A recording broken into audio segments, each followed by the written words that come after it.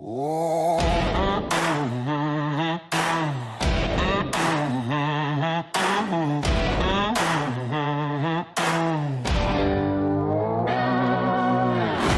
grip in the neon light, trading pain in the heart of the fight.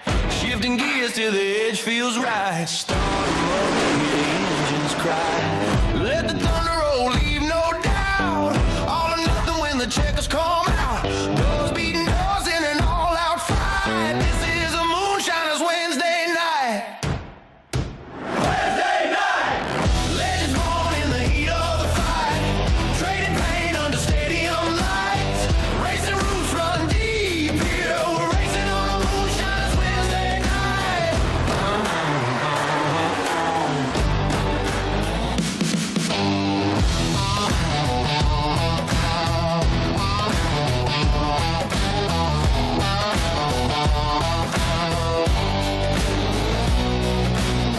Every track has a story to tell. Every wall has been one driver's hell. Back in the saddle we go. Ring the bell like a moonshiner. Hey, we're riding on rails. Hey, checkers on record. Hey, send it in, set sail. Legends born in the heat of the fight. Trading pain under stadium lights. Racing roots run deep here. We're racing on a Moonshiners Wednesday night.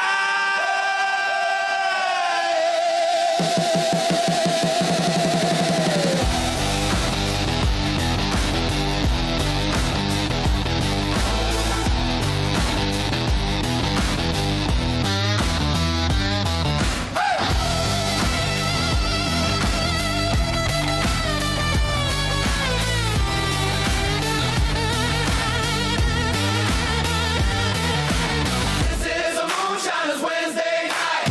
This is a Moonshiners Wednesday night. This is a Moonshiners Wednesday night. Oh. This is a Moonshiners Wednesday night.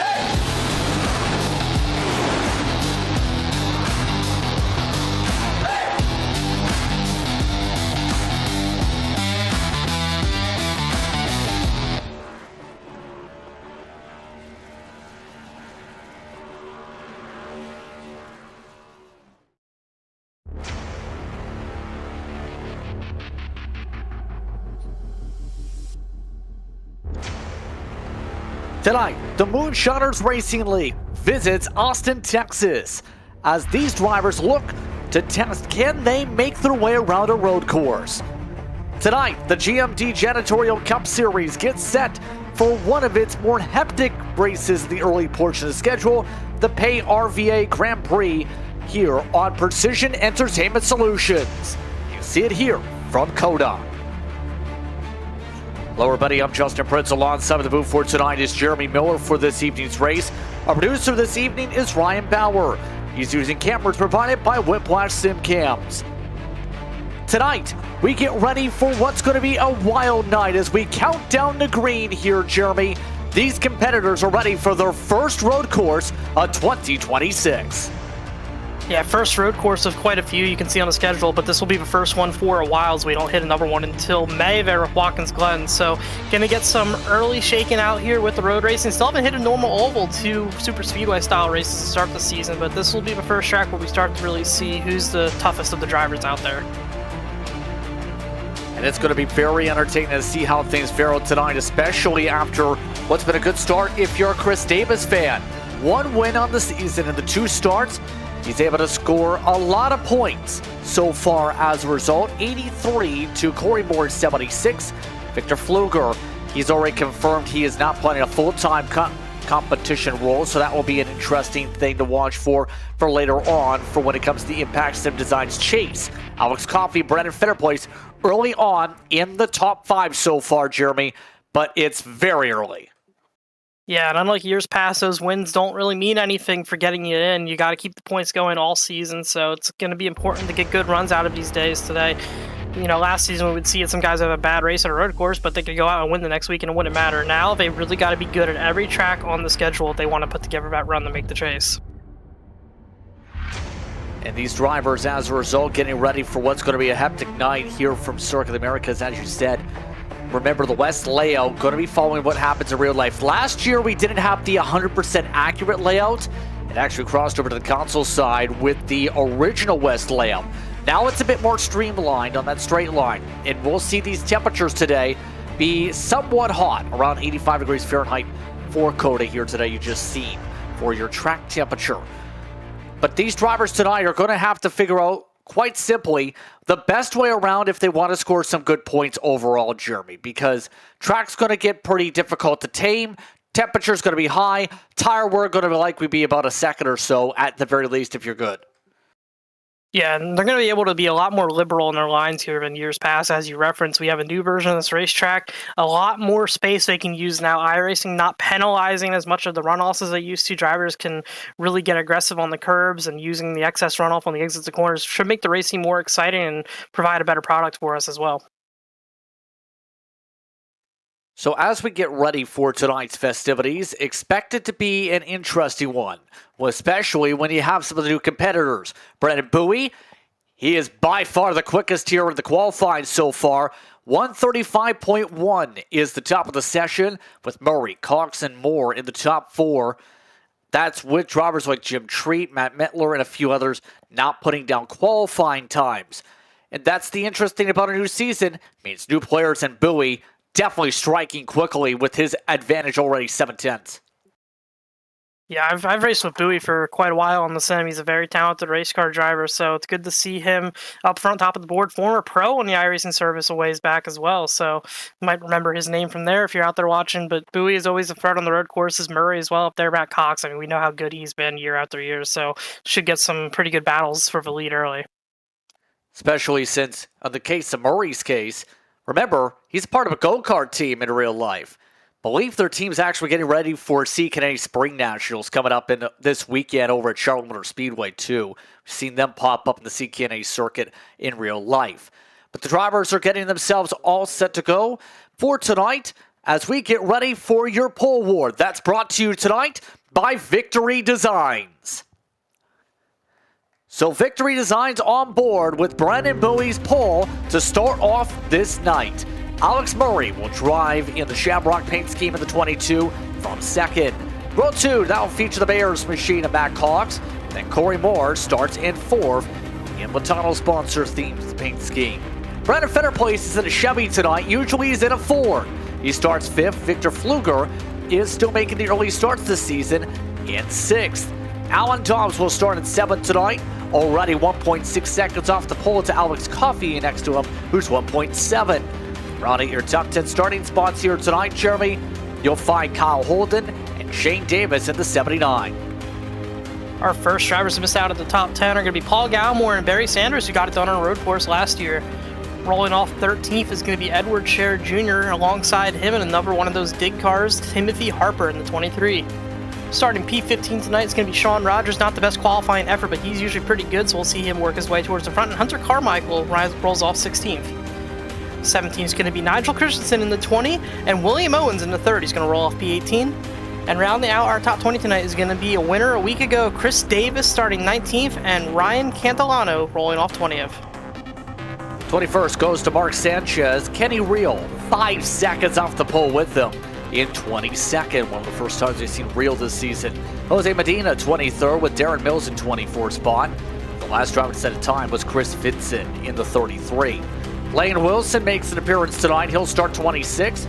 Greg Carr and Nick Young are a part of the top 28. We go towards the tail. One of the drivers that flipped during practice, Chris Cornett, will start alongside Johnny Shea. And on the last row, feature a couple of the newcomers, Jim Treat and Matt Metler, start at the tail today on the respective sides. First things first, as we get ready to go, let's talk about the quick analysis / your details, because tonight we'll see stages of 20, 40, and 65. Second thing second, we will have stage cautions. Those will be our only yellow flags. And our pit reporters are getting set for their first hits of the night. On pit road tonight, we have Jager Finley, joined for the first time this season by Zach Case. Let's start off with Jager. Real quickly, Jager, your report. Yeah, so as you know, it's the first road course of this season. Now, the tricky thing with road courses is you're no longer just turning left. You have to also take care of your left and right side tires, and you got to make sure that maybe if you want to try and make it to a stage caution, you may have to extend your tire length just a little bit. And that can be a little bit tricky because if you want to save tires, especially on road courses, it can mess up your line in various places, leaving the door open for other people to pass you. And then it comes down to, do I want to keep tires or do I want to keep track position? Get words from Zach after we get things rolling here tonight because the field is already set to go. We're happy to have you with us here on PES for tonight's coverage. It's start of Stage 1, brought to you by Collegiate Football Simulation League, the top collegiate sim racing league. Create your own legacy by visiting collegesimleague.com today. The field is ready for our first start of the evening. It's Bowie in control.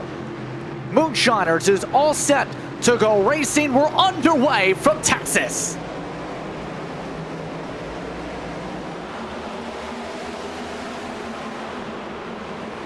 A clean start for the field. Up the hillside they go as Vincent Amonsto's starting on pit road, but Murray Amonsto's going wide.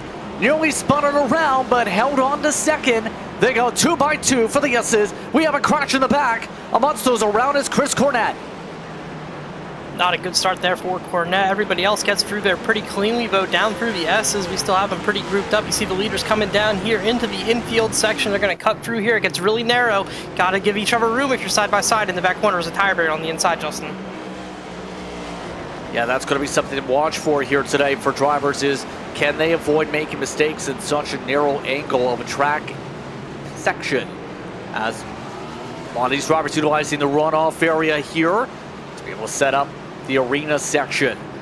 And the thing is, for this racetrack, how difficult is it going to be to make a pass here in general? Because in real life, Jeremy, it seemed tricky to say the very least here unless somebody made a mistake. Yeah, you just don't have the most great opportunities around this track. Turn 1, if you get a good run on somebody, you can obviously dive it down in there at a hairpin. Everywhere else, so you're really going to have to work hard to get alongside that guy and try to maybe muscle them up out of the lane a little bit through the carousel. You might see some bump in there, especially through the stadium section too, setting that up. But won't expect to see many very clean passes with how hard it is to pass here. A lot of drivers sending it deep amongst the top 10. That's Pfluger nearly into the door. Dobbs, in fact, forces a side-by-side as this will set up Brennan Fitter place in the conversation in the 34 machine. Looks like keeping a little bit patient while Pfluger, on the independents, not afraid to send it every corner, it seems. Jimmy got turned for it. That was an aggressive dive there by our Daytona winner, Victor Pfluger, but, you know, he made the corner, got up P5. This is a pretty good run for him on a road course right out of the start. We'll see how he takes care of his tires. As you know, we heard a little bit there before the race. It's going to be very important to make those last 3 stages. You have to go 20 laps on this set if you plan to run this out, so can't afford to lock it up in the corners every time like that. Zach K still standing up by, and one of the other factors, too, about this track, I think you were alluding to before this race, we were talking about temperatures. That might come into play here big time in the early going. Yeah, 100%, and a lot of guys talking right after qualifying, the track's really slick, and compared to practice earlier in the week and what they've been working with in terms of a track state, it's a lot different. So I think a lot of guys are going to really try to play it safe here early, survive the first stage, and slowly try to get their track position up by the end of stage 2. Thank you very much, Zach. As we get set through, here's a look at one of your Van Louis Stickers cameras, Sean Rogers. Looking for 15th, passes Carmichael around the outside. Look at how much he has to work the wheel with the racing gloves on tonight. You can tell you have to manhandle this racetrack, even with the direct drive. Yeah, and Sean's a really talented race car driver. He's struggling a little bit right now back there, P15. He had some contact on the initial lap, too, through the little cut there, so got kind of stacked up 3 wide. Just shows how difficult this road racing is when a guy like this is just struggling to get that grasp on it. But, you know, we have the few guys like these guys up front that are really good at it. Bowie and Murray have kind of left the field, Justin. Yeah, they have taken off here, to say the very least. Of course, you're talking about Bowie. Mentioned his experience running for Arrow this season. 6 of the points to start. Alex Murray looking for a lot better of a start after starting off this season 32nd in the points. He lost 10 spots, the 22 did, during last race at Echo Park with Attrition. looking for a little bit of a better run as we move into the speedways on top of the road courses for the next few months. Oh, and Bowie's way wide. Way wide there for Bowie. You see Murray can take advantage of this. Good defensive line, though, not going to give Alex any chance to cut back under, but he's going to try to cross him right here, side by side. That is a new leader right there. Something wrong with Brandon Bowie. He might have had to slow down, Justin. Let him right on by.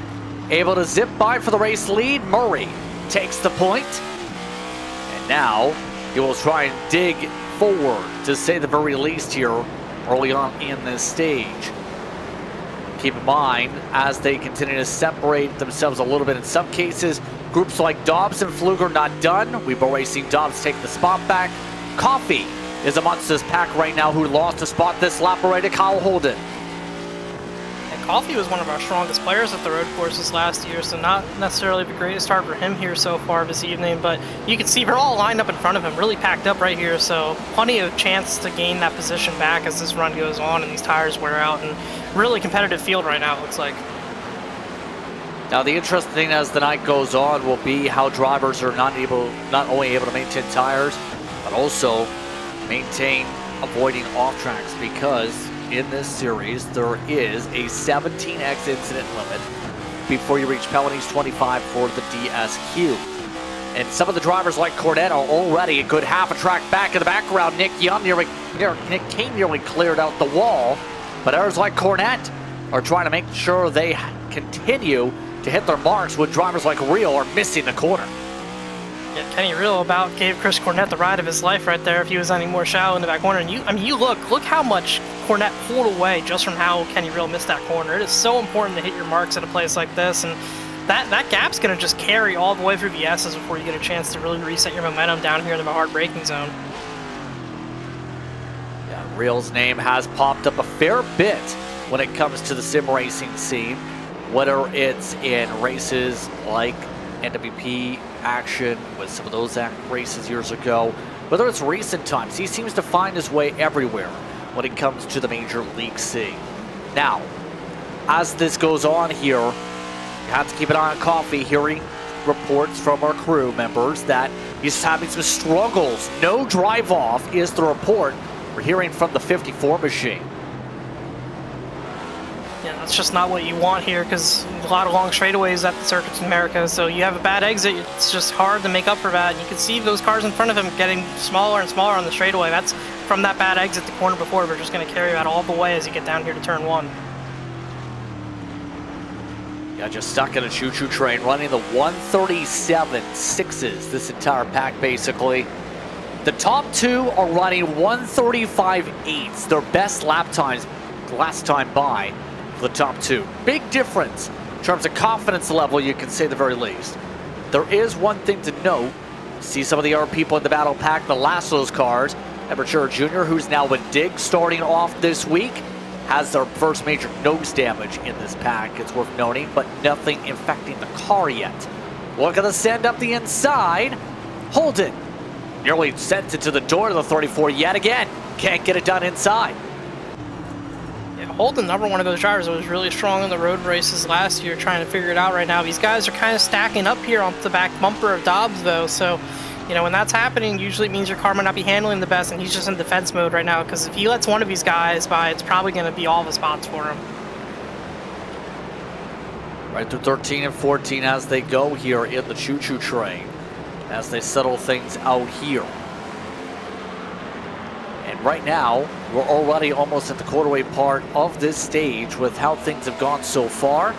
Keep in mind, the field strategy also going to be an interesting one here tonight, expecting pit stops, particular stage 3. Murray doing a good job maintaining the lead here. Did lose 4/10 last time by, however.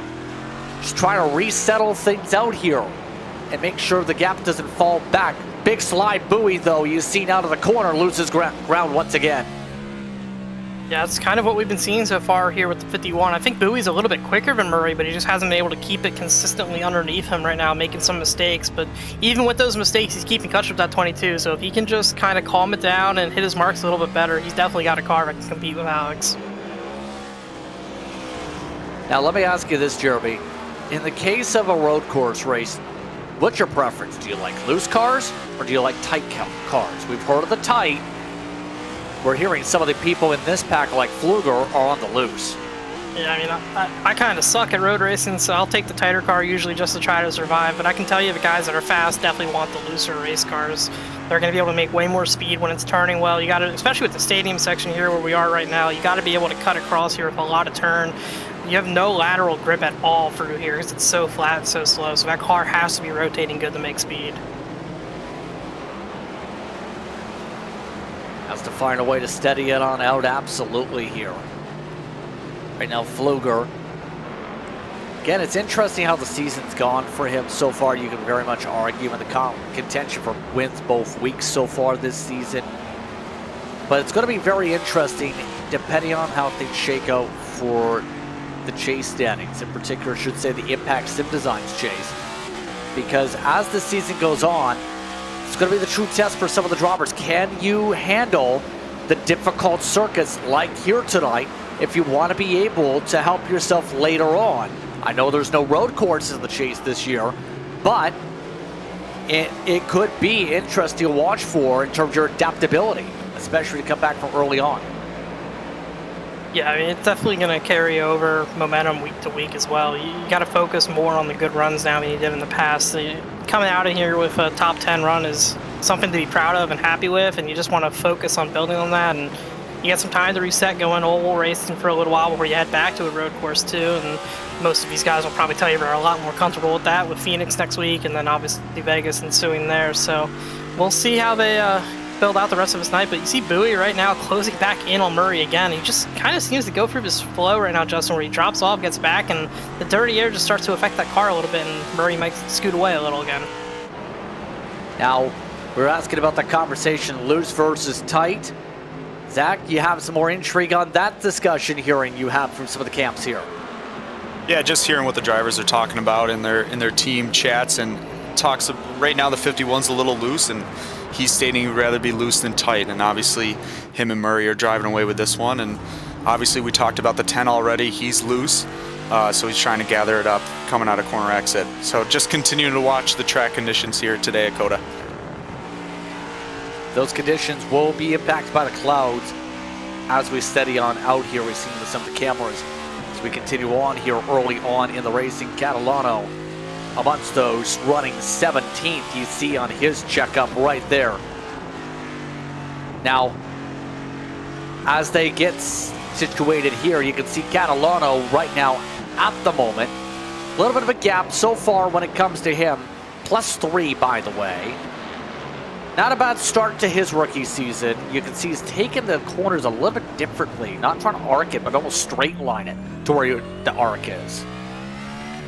Yeah, he looks like a guy right now just trying to take care of the car. You can see him talking to his teammates too. And I think, right now you're too far back at this point where you're going to be able to make a run to get those stage points unless it's on the pit strategy. So he's doing the smart thing, just taking care of the tires, taking care of the car. You got a lot of race left and no reason to push yourself into a mistake right now if you're not as comfortable as some of those guys up front. He's one of the first to engage drivers here in this series. 17th on the track in the 20s in points as the leaders still nothing doing on the change, but they are starting to see the fall off come into play. Fall off is about half a second to 6/10 between the two of them so far. And as we continue on, Murray's got the fastest lap of this race so far here tonight. That being by about 25 1/1000ths of a second. And one of the major things too to think about possibly, Jeremy, is how things fare out for some of the drivers gear-wise, you can argue, amongst these competitors. What do you say about trying to get the gearing package right for this track? Yeah, I mean, that really, a lot of it will come down to driver preference. It's going to change how your car drives on exit a lot. You see some bumping there. Kyle Holden in the back bumper there of Fluger getting the one. Fluger gets wide sideways off the track. He's going to lose a lot of spots. But the gearing's going to affect you on exit, and you see Fluger right now trying to get back up through those gears. He lost a lot of time right there. Unfortunate situation for him as he just kind of got ran over. But it's also going to make a huge difference in the braking for you, Justin. A lot of engine braking, quick downshifts, trying to get the car woed down. So there is typically a best gear that most of these guys will run, but somebody might find something different every once in a while that they really like. Oh, a lot of conversation just popped up on the radio all of a sudden. Fluger saying I'm begging you, please don't punt me, I'll let you go. So there's a lot of chatter here with him slipping back now after a little bit of a slide back from 6th here. Gallimore's around him, this pack in front of him. Now pulling away, Shane Davis right now in the popcorn seat for this. Yeah, and I mean, I get Pfluger's frustration there, but we saw it happen live. Holden had the brakes locked up. He was trying to stay off of him, just made a mistake and got into him there, and that's something that you're going to have happen here. You see Coffee right now, though, working on the back bumper of Brandon Fetterplace. He's looking to try to pick up that 7th position. Coffee's just kind of been stuck here. Only position he's really gained is Pfluger just that lap with that mistake, so hasn't necessarily made any passes on track for pace here, but he's close to this one right now. He's got to find a way around that 34. Yeah, and this is going to get interesting too as we start to see drivers develop and hit themselves in lap traffic. You can see right now, this cloud's definitely going to impact, as we said, how these drivers feel around the racetrack. Already hearing that there's already issues with the gearing, as we alluded to with Coffee. A lot of these rotors are going to be glowing a fair bit tonight. Hard on the brakes. This car takes a lot of work to get slowed up. It is road course centric to its approach, but you have the need to heavily brake by turn 1. Yeah, and that's something you can fix. You can play with the brakes in the car, you can fix your brake buys, you can also just change the way you're approaching it. I don't think that glow is necessarily a bad thing as long as your tires are not catching and dragging across the racetrack. I don't think anybody's ever going to be too worried about that. Oh, we have some contact there for P4, but Dobbs just got into Corey Moore to take P4. And we're on board with Chris Davis, so back here, he's racing in the 19th position through the S's. These guys have fallen a good bit off the lead pretty early here. It's just the nature of these road races, and you kind of find yourself in your own little isolated battles throughout the track. Yes, indeed, and as you said, contact moving around the 19 machine a little bit here in this one, putting him right up for grabs for Holden. Better plays Coffee and Company. Right now, this entire choo-choo train looking to settle on in. Pfluger just passed by Gallimore in the next pack, 2 by the way. So as this pack develops and battles itself out here, Jagger, what have you heard in terms of some of the discussion lines here as we reach halfway through the stage? Yeah, so all throughout the field, just many different drivers either complaining or praising the current track right now. Some drivers saying as the run has went on, they felt it got a little bit looser. One driver even saying that they are, quote, drifting through every corner. And another driver saying they think it got a little bit tighter, they think it got more gripped up for them, made it a little bit better of racing. And other drivers who have contact, or who had contact giving them damage, are saying they wish that they didn't have damage because they felt like they could be really flying right now. And that's so critical to think about here, Jeremy, as a result. Thank you very much, Jagger, in this case, as some of these drivers will now also have to deal with lap traffic on top of those factors of other cars that are on their lap. Darren Mills just got lapped for good measure. Johnny Shade also just about cleared the barrier in the next lap car in the pack of cars. Here's Mills. Yeah, Mills just went a lap down, as you mentioned. Right now, those leaders, when they pass these guys, are going to be more focused on just getting through safely rather than maybe optimizing the time with those passes. But later in the race, they won't have as much time to play with that. There'll be a lot more urgency, and those guys will be pushing harder for those passes. But you see this gap between Bowie and Murray. I mean, these two are really right on top of each other's pace, and they have pulled 15 seconds to Matt Cox in P3 there. So it's looking like a two-horse race right now. Yeah, they're really pushing each other, you can argue, with how things have gone so far. Right now, it's going to be interesting by the time we get to stage 3 who's going to have the upper hand. Holden has found his way around more as some of the dig cars are starting to fade back a touch. Yeah, Moore slipping back there. He had that contact with Dobbs a few laps ago. You see a big dive up the inside there by Coffey, so as some dig cars go backwards, he's looking to come forward. Finally get side by side with Fetterplace here. We'll see how this goes into the S's, looking off the back of the 19. A great shot of this battle. You can see Coffey just doesn't have the turn in the car right there. We know he was saying he was sliding early. It looked a little bit tight right there, Justin. Yeah, and that's going to be the issue for a couple drivers. We heard him having the understeer, nearly knocked the tire barrier down. If that's how critical you mentioned that tire barrier to the inside, it compromised his whole run. He bounced off 2 walls there. Yeah, Gotta be really careful. Huge. Oh, man, he really dove it in the back corner. He's going to go around. Yeah, he way overdrove that. That one was wheel hopping. Does a good job getting it back going without losing too much time. They're 4 wide right there headed into the stadium section. They got to get this sorted out. More contact there. Oh, that's Shane Davis now locking up on the inside. Here comes Rogers into the picture. It got really crazy really fast. Yeah, bad spot for a side slide, and they're all able to hold on and save it. For the most part, pretty clean. Davis struggling through the gears, has been dealing with damages lap 1. Similar to that of Amateur Jr. on front nose. Here's a look at Rogers. Remember, up on the wheel, monitor very close to him with his sim rig. There's no place to send it around alongside his BMP teammate. As a bit of a wiggle again for the 79. Davis is struggling. Davis really out of shape here, and I mean, this really all started with Coffey just making a mistake on his own at 7. He got into that tire barrier, like you mentioned, hit the walls a little, and then he went and overdrove it down into turn 9 and wheel hopped, got around, and it really parlayed itself all the way into what we've been seeing here. These guys got all stacked up together. Here comes Timothy Harper into the picture even now. He's going to be looking off the back bumper of Shane Davis. That 79 car is really struggling here. He's got a huge dent in the front nose of that car. Is probably not helping his handling, and the car is just not driving to his liking at all. It also may have something in the rear end as well. We've only had one car get fatal damage for this race. 6.5 minutes of damage, Jose Medina. It's the only person down pit road you'll see to your left. Do you see Real? Looking like he's almost trying to adjust some things and I guess take a smoke break while driving into turn 1? Yeah, it's you know, running this far back, he probably doesn't care too much about optimizing every little input. You saw some smoke off the Chris Cornett car in front of him there too, so he got 2 for 1 right there. But these two are just running back here just outside the top 20. They'll be next on the docket to get lapped as we go here, actually, I believe. Or no, sorry, they're a little bit further up than that. But a minute off the lead, they might be in question by the end of the stage, as Murray and Bowie are setting blistering pace right now. Yeah, these two still up by a second plus a lap to everybody else on the field.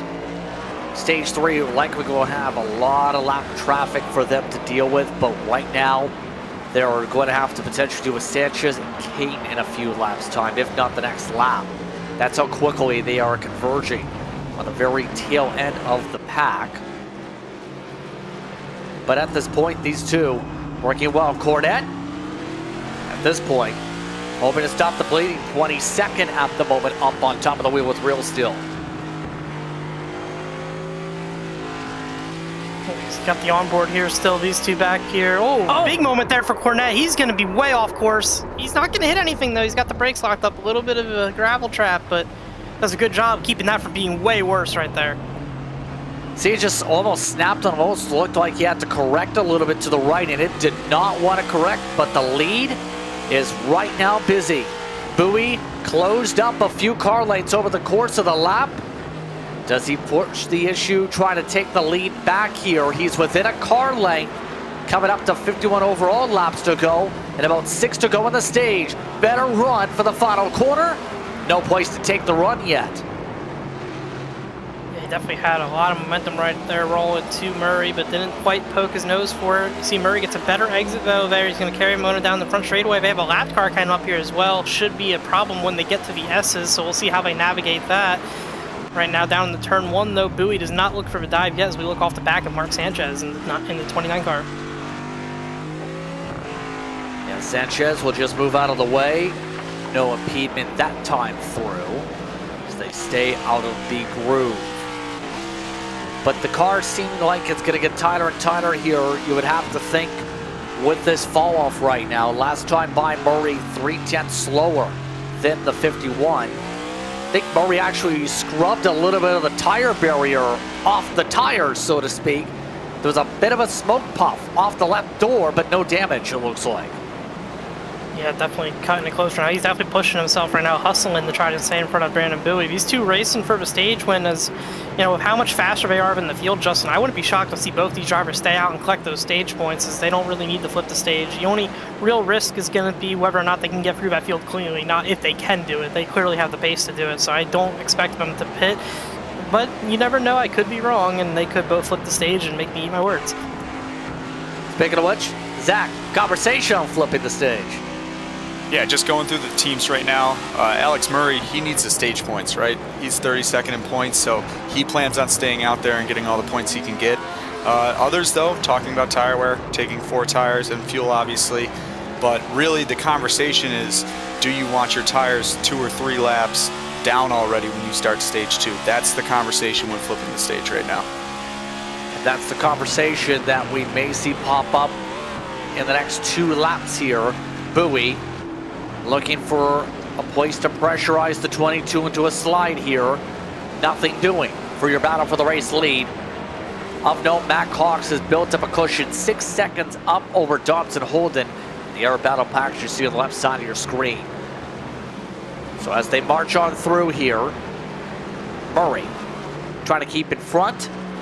Gonna need to really chip away as things snowball over the course of this run.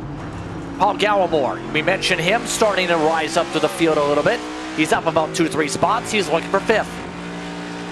Yeah, he's pulling up pretty good right now on the back of Corey Moore. Paul Gallimore's had a strong run here.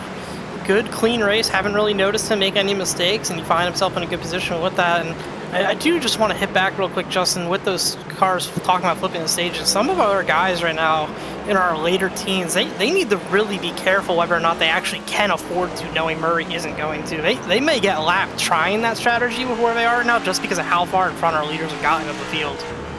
That's the huge part of this strategy situation. Drivers like Catalano, you can't take it as blinking issues. Mills, I think, knocked a barrier down, trying to let the leaders go. Yeah, big moment there. Wasn't really able to see exactly what happened with the blinking, but you see Catalano right now off the front bumper of him. He's got a, is that Cher in front of him? No, I think that may be an overlapped car. It doesn't look like Cher's car. That's William Owens in the 30, yeah. So just, or no, sorry, that's the 3 car, my mistake. But right now, just working back here, it's Hunter Carmichael in 16th, 3rd. These guys are just not in the position where I think they can flip the stage. So, and they're also probably not going to get points out of that unless a lot of the cars right there in front of them flip the stage. So just not the most comfortable spot to be in this stage of a road course. It definitely is not here as we are coming up towards that mark. We'll start seeing people peel down to think about that flip of the stage. Here's the lead battle. Still bumper to bumper.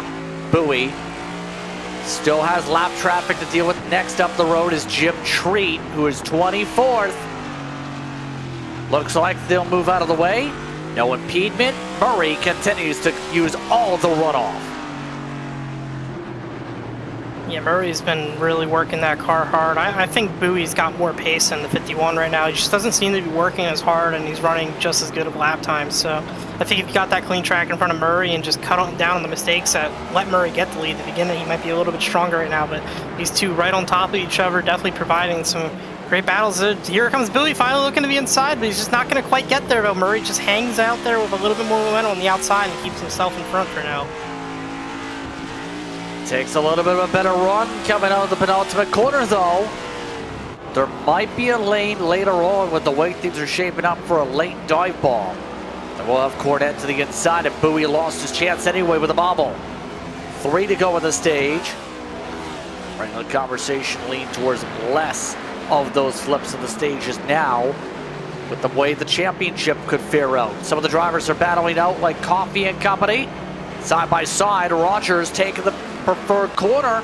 Dig versus BMP on again. It's Rogers up a spot. Good move right there for Sean Rogers. He's got himself in top 10 now. There's Coffee pitting, so that's going to be the first car to flip the stage right there in the background that we've been able to note. He was outside of the stage points with that pass from Rogers, so good move there by Coffee. He wasn't going to get anything. Why not go ahead and flip your positions and see if you can flip your fortune at the same time? There's that strategy play. Shane Davis, last season's winner, also peeling on down.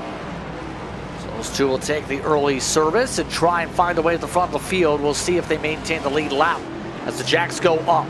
Leaders, meanwhile, they're still working their way through the arena section for comparison's sake and are about to lap car. Maybe Medina and Mills. Will find out. We get the pit road closed in about 20 seconds.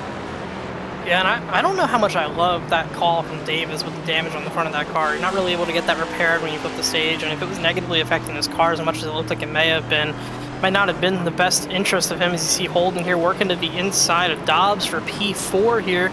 Holden has really methodically worked his way forward. I'd say he's been the best mover so far from stage, but he gets way wide right there, not going to complete that pass. Up 4 specifically over the course of this one. Rogers has actually picked up 5 to be the biggest mover that's inside the top 10 currently. As again, as mentioned, we've seen the 2 laps to go in the stage mark. Race control hasn't shut down pit road yet, but in theory would be in this situation as the leaders have separated out. Big traffic for them, as we talked about, though. None of those lap cars in front of them pit, and car is parking it on the apex.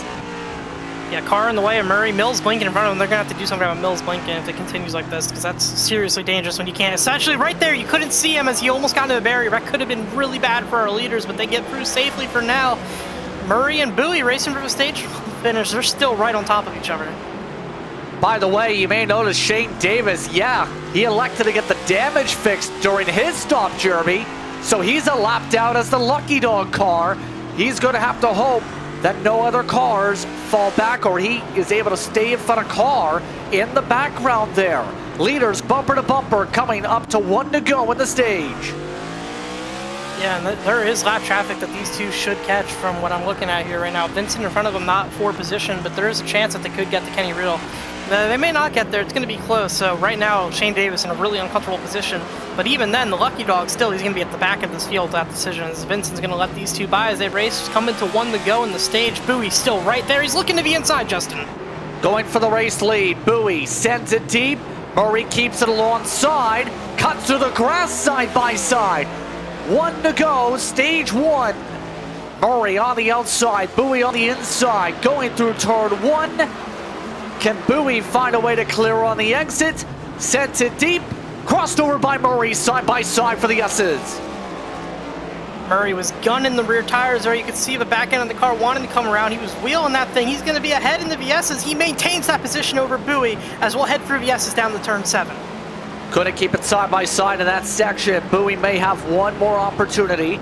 Kenny Reel is the next driver that could lose a lap here. Reel is just 10 car lengths, making 7 in front of the leaders. Now immediately moves out of the way. That could put him in the lucky dog spot and take away a chance to Shane Davis as a result. All of the leaders work to the arena section.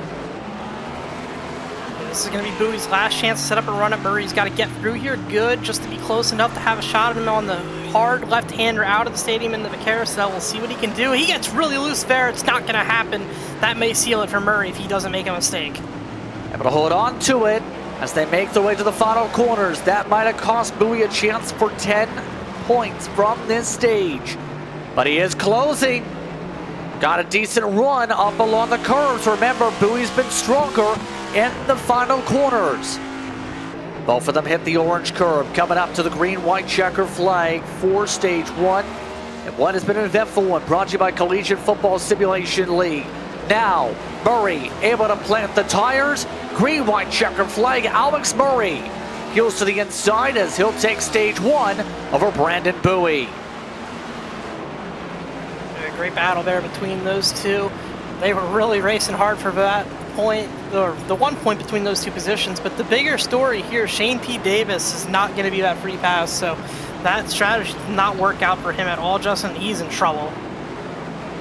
Right now, just waiting for the 10th car to cross. Hunter Carmichael just tapped the toe for an issue. Max Cox, Alan Dobbs, Kyle Holden, Brandon Fenner plays Paul Gallimore. The next cars to cross, Barry Sanders, Corey Moore. Sean Rogers is win. We will get the yellow flag to come. And Rogers just crossed the line for our stage caution, our first yellow of the night.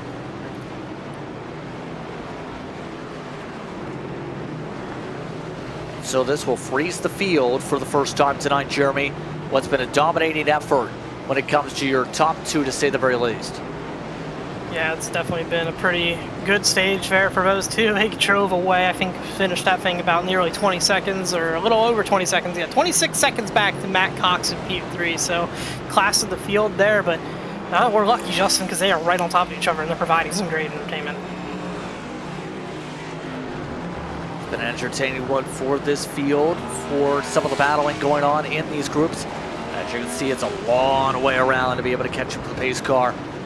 On the bright side, it's not like the full layout where it can be 5 minutes of pace lap. So there's that. Quite a good change there. That was always pretty miserable pacing around this place when it was like that. And they'll catch the pace car here in turn 1, and they'll come back around next time. Pit road will be open, and we'll see some service on these race cars. So again, under the caution flag for the first time tonight, here for tonight's coverage of the GMD Janitorial Cup Series, as we are continuing to set up for the pace laps here. Again, to reset your top 10, Murray, Bowie, Cox, Dobbs, Holden, Better Place, Gallimore, Sanders, Moore, Rogers are in your top 10. We'll take a quick step aside. Pit stops coming up. You're watching COTA.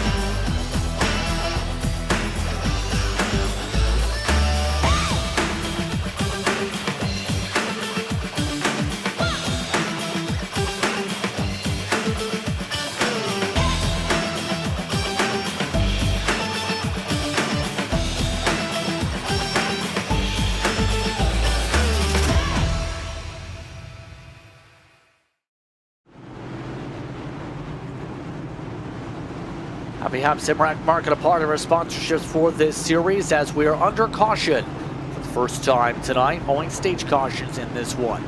Justin Prince, Jeremy Miller with you, Brian Bauer, our producer, for tonight's coverage here on Precision Entertainment Solutions.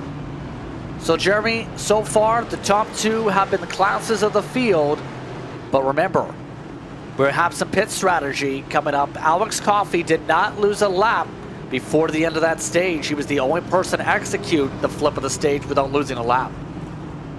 Yeah, so Coffey will be our leader when they come back down here for green flag in a couple of laps, but we'll see how this pit cycle goes. Got to avoid any black flags here. Definitely cannot afford to give up that track position. Murray's going to be the first to peel off, and they should all follow. Pit road about to be busy here. Let's send it down to our pit reporters. Jager, first up.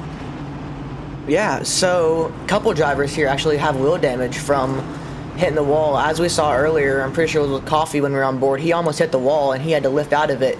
So currently, from what I've seen, Jose, the 24 car, and the 45 of Johnny, they both have wheel damage. They're going to try and get as much as they can fixed of it, but the issue is how much can they get fixed? Because they're going to get a decent amount because of how long the pace lap is, but they're going to have to end up at some point if they want to take all of it or come out and get position. Zach, to you. Yeah, just looking at the 51 right now, Brandon Bowie, he said he doesn't need any adjustments. It's 4 tires and fuel, and he needs a bucket of talent splashed on his face there. You saw Murray pull away already. No adjustments for him. 4 tires and fuel, and we'll see what happens here as Brandon Bowie sits on pit road. Yeah, he's not leaving the pit stall. Something going on with Bowie where he's not leaving the box. Didn't have any visual damage here, Jeremy. I'm not sure why he's sitting in the box. Gotta wonder if he sped somewhere on pit road there and gave himself a black flag. It'll be interesting. I wonder, maybe he could have ended up having a passing under yellow and having out Justin. I wonder if they might have accidentally passed somebody, or no, because he was right behind Murray, so no, he couldn't have been one of the ones that did that. Must have been speeding. Zach? Yeah, speeding out pit road, Brandon Bowie reports, so he just said, hey, I'll wait in the box, let the guys talk about something up in the booth, and he's back underway. Well then, that changes the complexion of this race, doesn't it? One of your contenders has to go to the back of the field. Now, normally the speeding penalty is EOL, so that would be why he's letting everyone go in the case, so he's already at the back in theory, Jeremy. But now it's dig 1-2.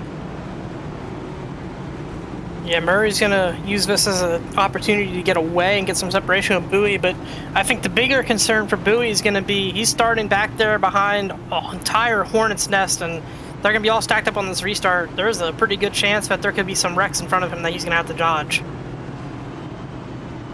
Yeah, the Van Louis Stickers restart zone going to be something to watch for here tonight. We've seen the initial launch off the green, by the way. The restart zone is the green section on the right, Jeremy. And that will be a little bit different than what the sim has. You know, that was a bit of a thing that popped up in a couple different series recently, was restart zone jumps. Yeah, it's going to be pretty important here. Sorry about that, Justin. Out of 17, getting that going. It kind of keeps the field a little more staggered so they don't stack up as bad in turn one, and we'll see how they get through that all when they get through there next time by. We see a couple wave rounds there as well up front. Shane Davis can be one of those cars. A few drivers going to be taking the wave. Shane Davis and King are those two. As they get ready for sequence, as you can see, some of the lap cars have the opportunity at the very least to be able to set things up for their respective stops. So as we get ready for the 1 to go signal, I'd like to remind everyone that stage 2 is brought to you by RS Button Boxes. Be sure to get your button box today. These drivers will have to make sure they keep themselves pretty clean to make sure they don't have any scrapes that require them to use the button boxes for pit road commands. Of note, Dobbs is going to start third, Fetter place in the top 4. Gallimore and Sanders, Moore, Rogers, Fluger, and Timothy Harper. That's how they sorted. Edward Schur Jr. and Brandon Bowie, 52 and 54 seconds respectively in their boxes. William Owens also spent more than 2 minutes under this caution getting damage fixed. Yeah, a lot of repairs there for those cars, and you'll see them try to get that coming back forward. Cars will be a little bit better handling when you get that repaired for sure. It depends on what it is though. You get damage in the back end, you'll be a little bit looser. Damage front end, you're going to be tighter. You get it on both ends, you don't know how the car is going to drive. So these cars are pretty strong though. Usually can we get them repaired back to as good as new, and we'll see what those guys can do with that. We'll see how well they work as we will be racing up to lap 40 in stage 2 here from Circuit of the Americas. Again, with the early season, early drama is going to be expected by the time we get to Phoenix next week, which will be a short track race. You know, the eNASCAR series had a lot of tempers flare up, let's put it that way, in the qualifying series. Curious how much crosses over the course of the weekend with Phoenix right before a brand new build, Jeremy. Yeah, definitely going to be interesting with the build weeks. They always are. And with a league being on a Wednesday night like this, you know, there's always the concern of some server connectivity issues as well when you go into that, so you can always end up with something weird out of that all, but should be an exciting race, and you know, hopefully iRacing continues to make the product better as they've been working to do so over the last several years. And remember, with the cars on the Cup side, they did already make the updates, they said, with Daytona because they wanted to make sure that was ready for the 500. Those cars, with the new Chevy body in particular, were a huge talking point. Were on those broadcasts. Bowie only in 15th spot, by the way, with that penalty situation. Not as bad as it could potentially be at the least for positions. So we'll see how this sorts out, but he might have to drop a little bit further. We'll keep an eye on how this goes for his start. Now how do you do this? How do you play this out of your coffee here? What's about to say, Jeremy? Yeah, I mean, Coffee's just going to try to get as good of a launch as he can here, and then he's going to be defending some positions on some of the faster cars here. I think Murray will probably get by pretty easy, and I expect him to probably not fight Murray too hard being teammates there, but you know, he's a guy I could probably hang in the top 5 here, so we'll see what he does. Getting ready for the Van Louis Stickers restart zone. Our first restart going to happen. You can see where that restart zone is right there with the green. Already Coffee is booming away. Look who followed. It was Dobbs who got a better launch. Everybody else wasn't prepared. And Dobbs for the lead. Licks the stamp. Sends it to the mailbox. Murray stuffs it to the mailbox and makes the letter stick while Coffee gets turned. Dobbs really overdrove that corner trying to take the lead and then just kind of made it a whole mess behind him, and Coffee got wrecked out of it. Coffee's not going to be happy right now after he pulled that strategy. He loses everything that call was for. Seen people send it that deep before. It usually doesn't work out well. And all of a sudden, Murray leads. Fetter Place jumped up to second with that. And all of a sudden, Coffee is down in 16th spot behind Brandon Bowie with the spin situation. First look at our Top It Off Hot Sauce Company replay. As you see some of the clips here, remember, receive 50% off entire order at topitoffsauce.com. Use code MRL15. Coffee sent wide as a result of 3 wide. Never works out of turn 1 here.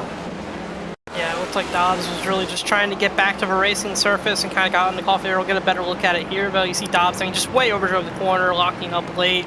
Murray gets in the Coffee just a little bit, and yeah, I mean, Dobbs just got sideways trying to keep it back down towards the racing surface and hooked that 54 around. Nothing Alex Coffee could do. On the bright side, I think he avoided any major damages. Tough break is, he can't try the flip of the stage strategy again to get up to the front. He's going to have to work, get a lot of that track position back. But for Fetter Place, looking to try and see what he can do here. Up to P2 all of a sudden. Fetter Place working with Bowie in the aero cam.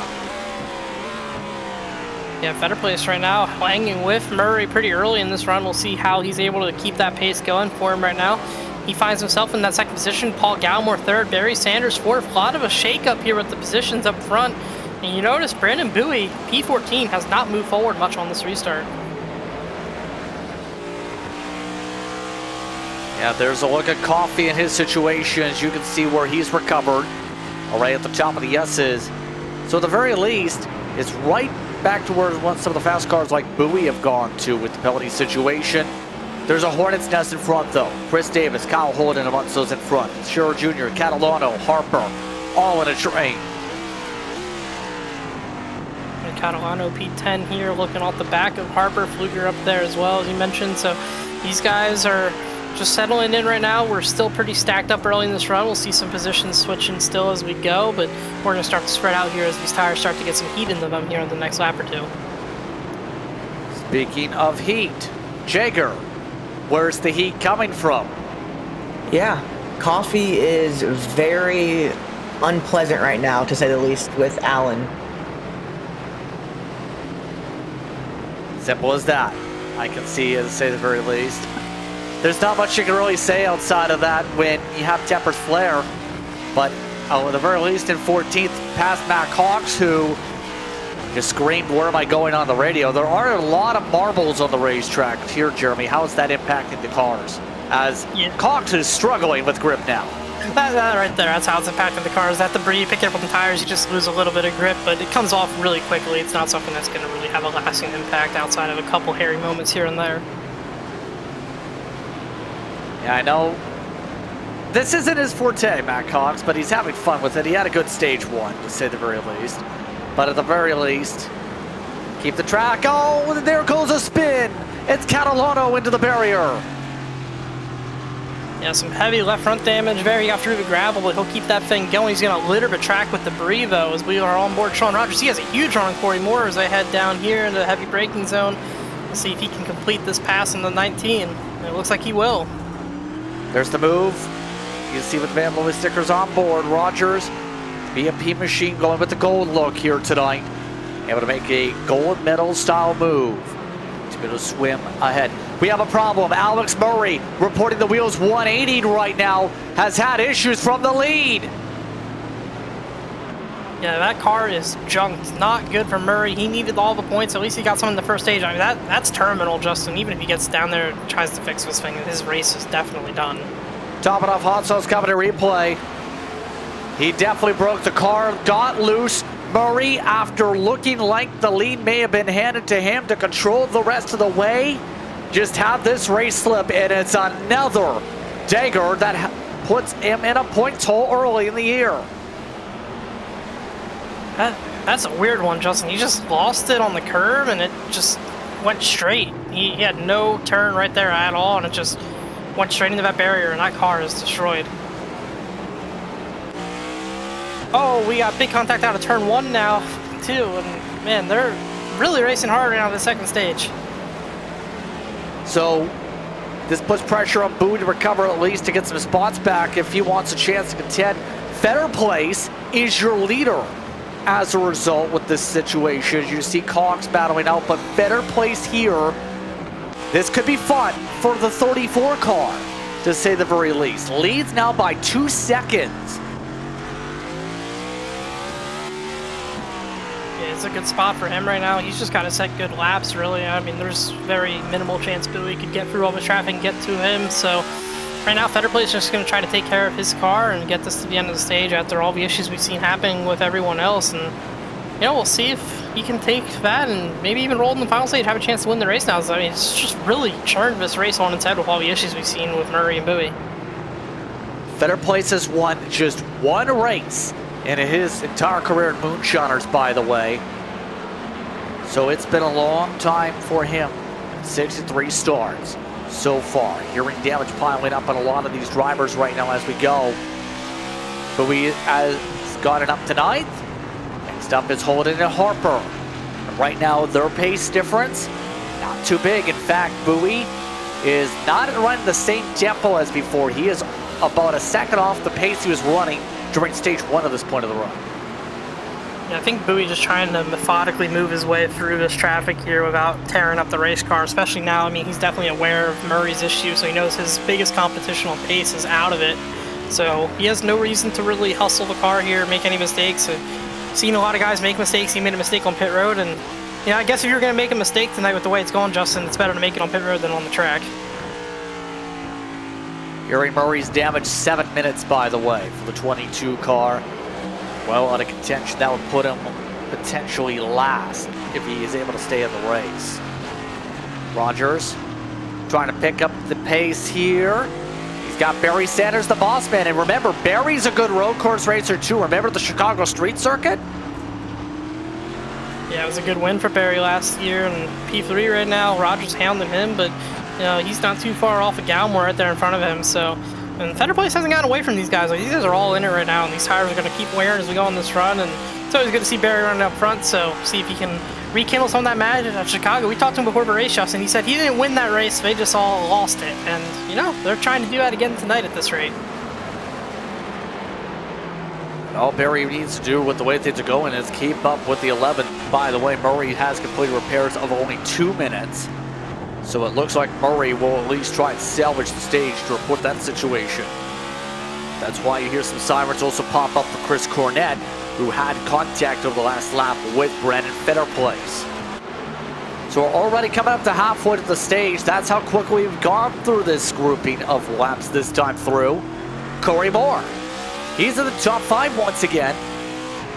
He's looked pretty solid here tonight. How would you say in terms of his run here, Jeremy?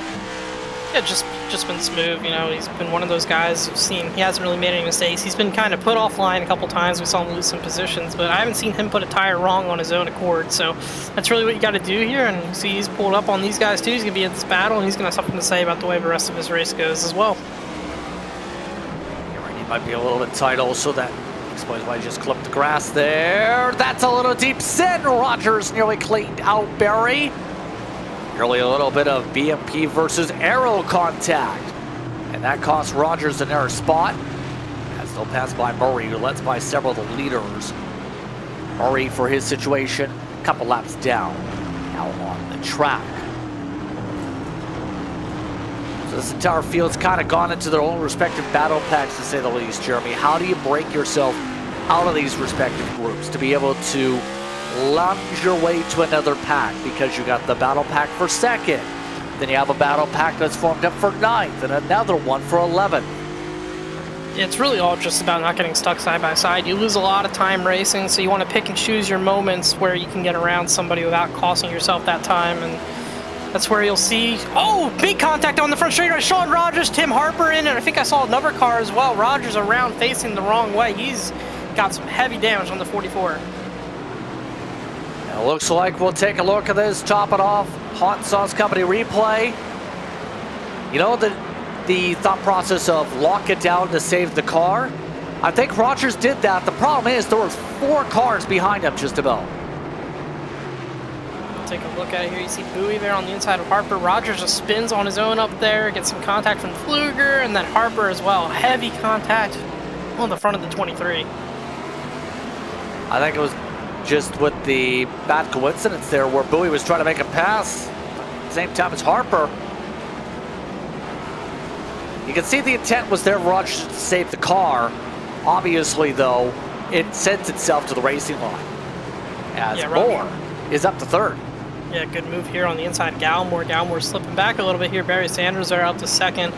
Yeah, Rogers did everything he was supposed to do there. Just unfortunately got caught by some of the cars coming behind him. But don't think too fast. Look behind these two. That 51 car is coming in a hurry. Yeah, Bowie right now, 5.8 seconds behind the race leader. Like we're going to be in a really good spot, let's put it that way, in the stage. Now things are starting to form up. See how much they utilize that outside line and have to avoid that grass though. Bowie looking for the setup quickly on the BMP entry. Nearly takes air off the spoiler. Of note, Murray has pulled the car back down pit road, so the issues continue for the 22 after trying to drive it with damage. Looks like our former leader stayed down the lane as Bowie not able to provide pressure for his respective pass yet. Just again, boxed on in. Behind them, it's going to be a little bit more treacherous, but these drivers are keeping it clean right now in this pack. Yeah, these guys definitely working on just keeping those cars together. They don't want to end up like that 22. That car was definitely just not going to continue tonight. As you see Bowie working on the back bumper of Gallimore here. A little bit unhappy right there on the exact corner. A little bobble out of the 51. For back here, Harper with some damage. Oh, he gets into Hobbs, and there goes Cox to the inside of both of those two. He'll take that one for sure, Justin. Yeah, that's what I'm going to say. They are really having a fist fight back here. Cox trying to run on the barrier. Dobbs not able to cut back alongside. They're rubbing against each other up to the past couple of corners. Bowie did also take third as we looked away, should say, on Gallimore also. As things continue to shuffle forward. Chris Davis for his effort, last week's winner. Doing okay. I know he didn't like the road course here, Jeremy, but he's doing well when back Cox is around in front of him. AC Cox are off the line. That car will be okay. He'll get back rolling. Nobody hit him, but you know, for Chris Davis, his track drive is just a little bit different than Atlanta, but he's up there into P11 right now. Pretty good day going. And the car in front of him's got some heavy nose damage, so we'll see if he can work his way around Tim Harper here in the 23. Oh, and speaking of Harper, I guess Harper's going to go to pit road. The car decided for him. An aggressive cut down to be inside there with that. He's in there. He's just got to not speed, get some service here. He'll stay on the lead lap right now as long as he doesn't sit in the pits for tearing that damage on the nose. On board here further up front though, Kyle Holden. See, Paul Gallimore has dropped all the way to P5 here this run. The 11 car not holding the speed it showed at the beginning of this run right now as the tires fall off. Yeah, long run pace has been an issue, it seems, for him tonight because he also dropped off significantly at the end of stage 1. Why do you feel that is, where he just has these tires turned into boulders? Yeah, I mean, I think guys have just probably been too aggressive with their brakes. Someone like him probably just hurt the fronts a little bit and the rears, and that goes sliding for you as well. And just kind of a bad recipe. Everything starts to get worse, and when everything gets worse, you start using more brakes, have some more heat. That said, up to P4 for Bowie. He's looking for third here right now. Cutting on to the inside line, nothing doing for the time being for Bowie. This is going to have to be careful here because as we go into these battles right now here, the one thing being considered by some of these teams, first of all, how much you can avoid off tracks. You see Bowie thought about a send on the 19 here. The question is here, Zach, how are things looking in the off-track book for some of the drivers? I mean, right now, only one driver has a drive-through, and that being with the 10 car. Obviously, plenty of damage on the nose, so he's just trying to make sure that he can keep it clean the rest of the way for the stage and repair the damage. Obviously, he got into Rogers there coming out of the final corner, and he said Rogers was just over-driving the car. So we'll stay intact with that drama on track and back up to you guys in the booth. See right now, battle between Holden having a steady on back right behind Paul Gallimore here. that spice simmers on down. Gallimore for now, just trying to figure out where is he going to stand. Keep in mind, Edward Schur Jr. is within range. Try and make a pass also. There's the speed difference on the exit. Nothing doing. Yeah, good stage here for PayRVA. He's up to P7, who's having some struggles earlier. So we're on board with Victor Fluger here back in the 10 car. All the P18 after that penalty was served, so he's just going to be fighting, get back whatever he can here before the end of the stage. Yeah. And as things get steadied out here, see some of the lap cars trying to move out of the way. I think things just got chippy around here on the radio because Paul Gallimore said something along the lines of nearly getting turned. In fact, trying to hold on in front of Holden, who actually just about hit him in the arena section hearing. Yeah, they're kind of backing up behind Fluger right now. You see Coffee back in the picture, right? He's coming his way back forward after the issues on the restart. He's actually getting around Ed Share right now there in that 67 machine. So Alex Coffey up to P7. He'll close in on this battle of Holden and Gallimore's. Gallimore's car continues to struggle with the handling here. Yeah, Holden nearly snapped it around into the 11 on the throttle. Somebody's going to have to sort this out quickly. The answer is Holden does. Takes a compromised line but keeps it stuck. Due to the S's here as we are coming up to 5 laps to go in the stage. So as things get spiced about here, Jagger, what have you heard in terms of how things are looking? No, the BMP cars, or some of them are trying to battle their cars at the moment. Yeah, lots of drama throughout this entire stage here. As we saw in the beginning with Coffee, how he got into it, how he got turned around. With Alex Murray, how he had that 180-degree wheel damage, and now with the 44 of Sean Rogers and the 10 of Victor Fluger, there's just been a lot of drama throughout this entire stage. Sean did want to say that he is very displeased that yes, he said, and I quote, he got loose, but there was plenty of time to react. So there is a lot of heat going on, especially between these drivers, with some words that's being said. Well, people want the drama, and they got it here tonight. Thank you very much for those here on pit road. So far, 2 cars out of the race, by the way. Vincent and Carmichael are the only 2 drivers off circuit. Everybody else who was involved in the incident, at the very least, has survived for the course of this run. Both of those drivers, in terms of checking in on potential comments, have already sprinted back to their virtual motorhomes. But we're coming up towards, again, the chance to flip the stage. It's the choice of points or no points. Coffee, probably not on the flipping of the stage point.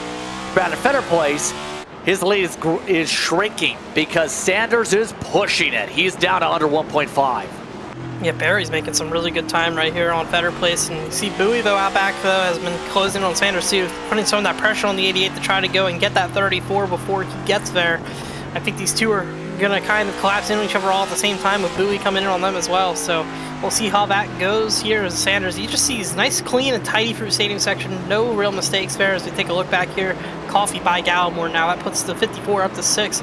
We'll see if he takes those points, Justin, or if he flips it once again. I'm not sure what he's going to try here. This is looking to be a pretty intriguing battle for a couple of these drivers coming up here with about 4 laps to work with. Bowie this lap, 1 second gained, by the way. So he is getting to that same pace we were expecting of him. He was the only driver in the lead, 5. Last time by being the 136s. Stopped through, 133.3, 137.3 for the leader, 136.1 for Bowie to get up to the 88.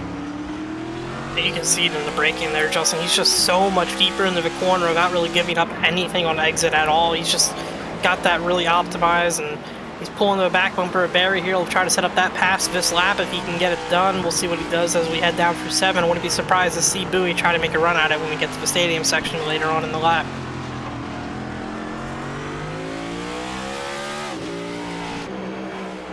Yep, right now Sanders hearing very focused. Bowie just about got loose in through towards the start of the middle sectors here. Hold on for now as he looks to try and slide his way to the inside for the arena area. Nothing yet. Coming up already, 28 to go in the race. We're past halfway in this race by a good portion already, Jeremy. That's how quickly the night's gone so far for these competitors. It's been an intriguing one if you've been thinking about strategy. But there's been a lot of ebbs and flows. Sanders, by the way, lost 6/10 in the past lap.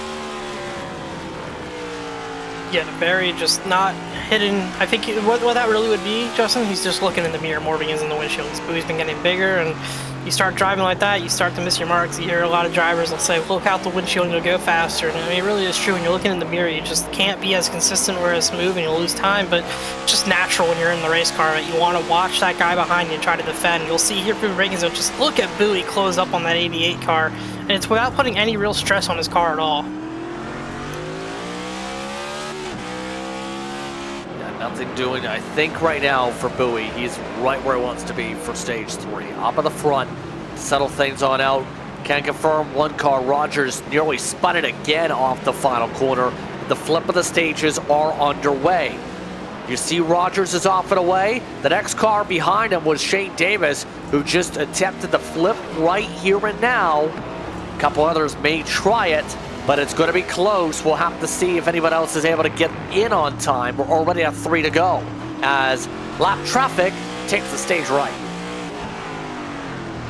Yeah, we'll see this time by if anybody else tries that strategy. As you see Sanders with Bowie off the back bumper here. There's a big run for Bowie right there, but he's not going to have anywhere to go with it. He's going to look to the outside of Sanders. Just don't think he's going to be able to get enough of a run, but we'll see if he can cross him over as they head towards the carousel. It's what he's going to try here, but it'll be on the outside from section. Sanders lets him go.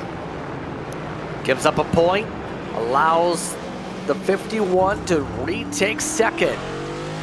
Just as things were heating up, by the way, for the race lead drama. There was side-by-side in the previous corners for Gallimore entering the west layout with shortcut. George Jr. is setting things up in that 67. Looking to really make an impact for Dig. Also planning some runs in the FLCC for the team. In upcoming races, Edward wanting to send it deep. He wants the spot, sends it up. Be a drag race here on the front straightaway. Paul Gallimore is falling all the way back to potentially P8 here if Edward Scher completes this pass, so not the best stage for him. See, Gallimore is going to break a little bit deeper into his corner, but preferred line to the 67 there on the inside. They're going to make contact off of turn 1. They're still side by side as they head down towards the S's. Yes, indeed. Edward Scher Jr. zips on and nearly got hit by Gallimore on the blend for the S's. Again, under 2 laps to go. Can confirm Nigel Christensen attempted the pit stop right as he was about to be lapped. Timothy Harper also peeled on down. Still not done amongst the battles for the race lead as we go here. Bowie a little bit further back from the lead. Going to be a threat for stage 3 to say the very least. By the way, how are things going if you're battling for the lucky dog? Timothy Harper, Blaine Wilson were in those spots. Wilson has that spot coming up to 1 to go here. Yeah, it's going to be something to keep an eye on for sure. Harper was one of the cars running a little bit further up front earlier, had some problems, and unfortunately sent it back there. You get a look at the 18, Blaine Wilson. Haven't really talked about him today. Been a quiet day. Oh, Chris Cornett, hard wreck on the front straightaway for the 83. He gunned it across the track. Luckily, nobody coming.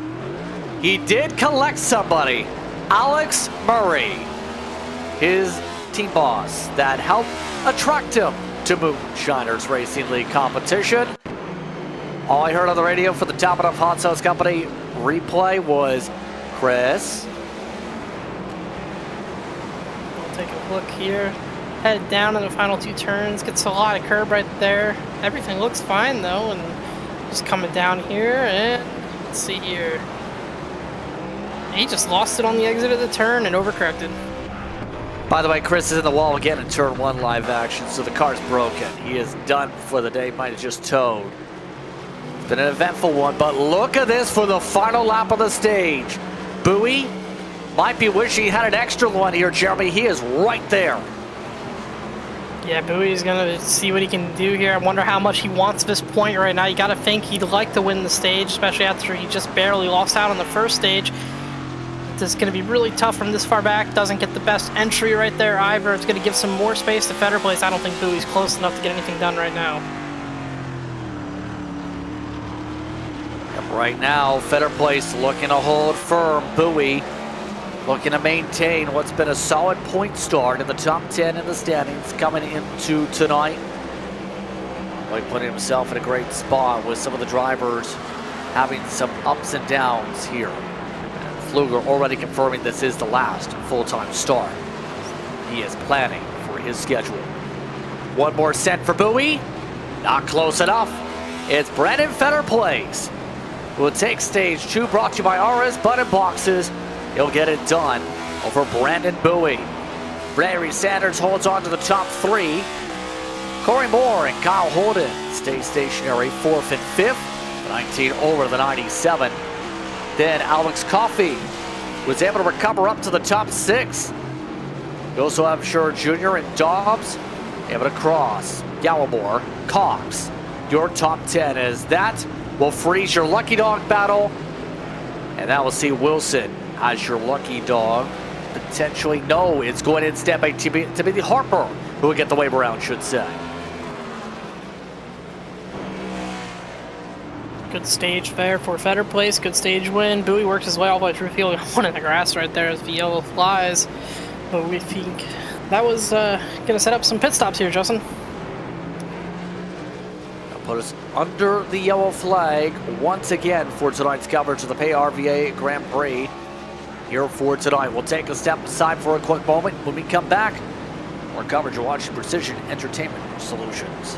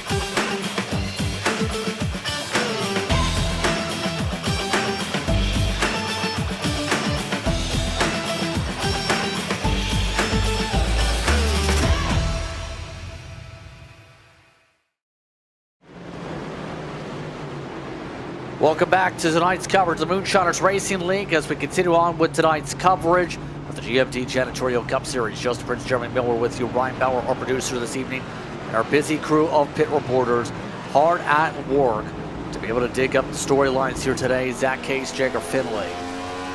See, Chris Cornett will be speaking with him in a few moments here, but Brandon Fetter Place taking his first stage win of 2026. After we've seen Alex Murray have his incident from the race lead. But Brandon Bowie was in hot pursuit before that stage yellow. Yeah, Bowie's definitely the fastest car on the track at this point, so he's going to have to come down pit road, keep it clean this time. Absolutely cannot speed this time here, Bowie. You can't give up that track position going into the final stage, and we'll see if he can maintain that and drive away from the field like he did in the first stage with no competition this time. Yes, indeed, and it's going to be for most of the field. Straightforward the strategy. We did have one driver flip the stage. Last on the lead lap, Shane Davis was the only person not to likely come down as a result of the strategy for this pit sequence coming up. He ended up making it just barely. So getting ready for those pit stops in a few moments' time as they make their way to the final corners here to set up for the stops, Jeremy. And remember, this next stage going to be basically, by the time it get going, just a lap or two longer than stage 3. If, in theory, correct me if I'm wrong, you could make it on fuel in stage 3. Yeah, they're more than good to go here, so we're going to make their final stop here, at least their planned final stop for all these race cars, and this is the money one. You need any adjustments, this is the time to make it. 4 tires and fuel, and they'll be racing to the end. Pit stop time. Let's send it down to Jagger. Jagger, what are you hearing as these drivers get ready to jump on the jacks? Yeah, so as mentioned very early start of the race, there's an instance. You have a penalty, which I believe was 17, and correct me if I'm wrong, I think it's 25 for a disqualification. A lot of drivers, or a few at least, are on the brisk of that 25 DQ limit. So on the restart here, especially as I saw in stage 2, there was a lot of chaos. A lot of drivers, most likely, hopefully, are going to be playing it safe, trying not to get either a DQ or a drive-through, depending on where they're at right now. What do you say, Zach? I know you're set up as well with somebody also. Yeah, Brandon Bowie, not really complaining about the car. He was happy with his pace coming through the field there, and 4 tires and fuel for him, and he's just making sure he can get through turn 1. He doesn't want to get collected by anyone else. He's off and away, and we're racing off of pit road. Brandon Fetterplace wins the race off pit road, but standing right next to Zach as he was finishing up this report, Chris Cornett is caught up with Zach down pit road. Chris, walk me through what happened there on the front stretch coming out of the final turn. Just trying to get just trying to battle Murray there, and just overstepped my boundaries on throttle and just lost it. Try to save it, overcorrected back in front of him. I hate that for our guys, and I hate that for Murray. Probably gave him a little bit more damage than he already had. So, and then I just trying to gather it back up and make it to the end of the stage, and they just locked up and going into 1. What was your strategy throughout the day? How do you think the car felt, and really how was it turning right for the first time this season? And the car was great. Didn't get a good qualifying run in, and wasn't gonna have enough time to put a lap down. So started in the back and just try to survive to the first stage, get as many positions as I can, and I know going into turn 1 I got turned around, and then I looped it a couple extra times later in that run, and then going into 6A I overcooked the corner and hit the wall, gave me over 6.5 minutes of damage. So wasn't really how I played out this race going for me. Figured I'd get at least the top 15, but all in all, the car was good, setup was good, and just didn't go the way it planned. Anything to prepare for next week?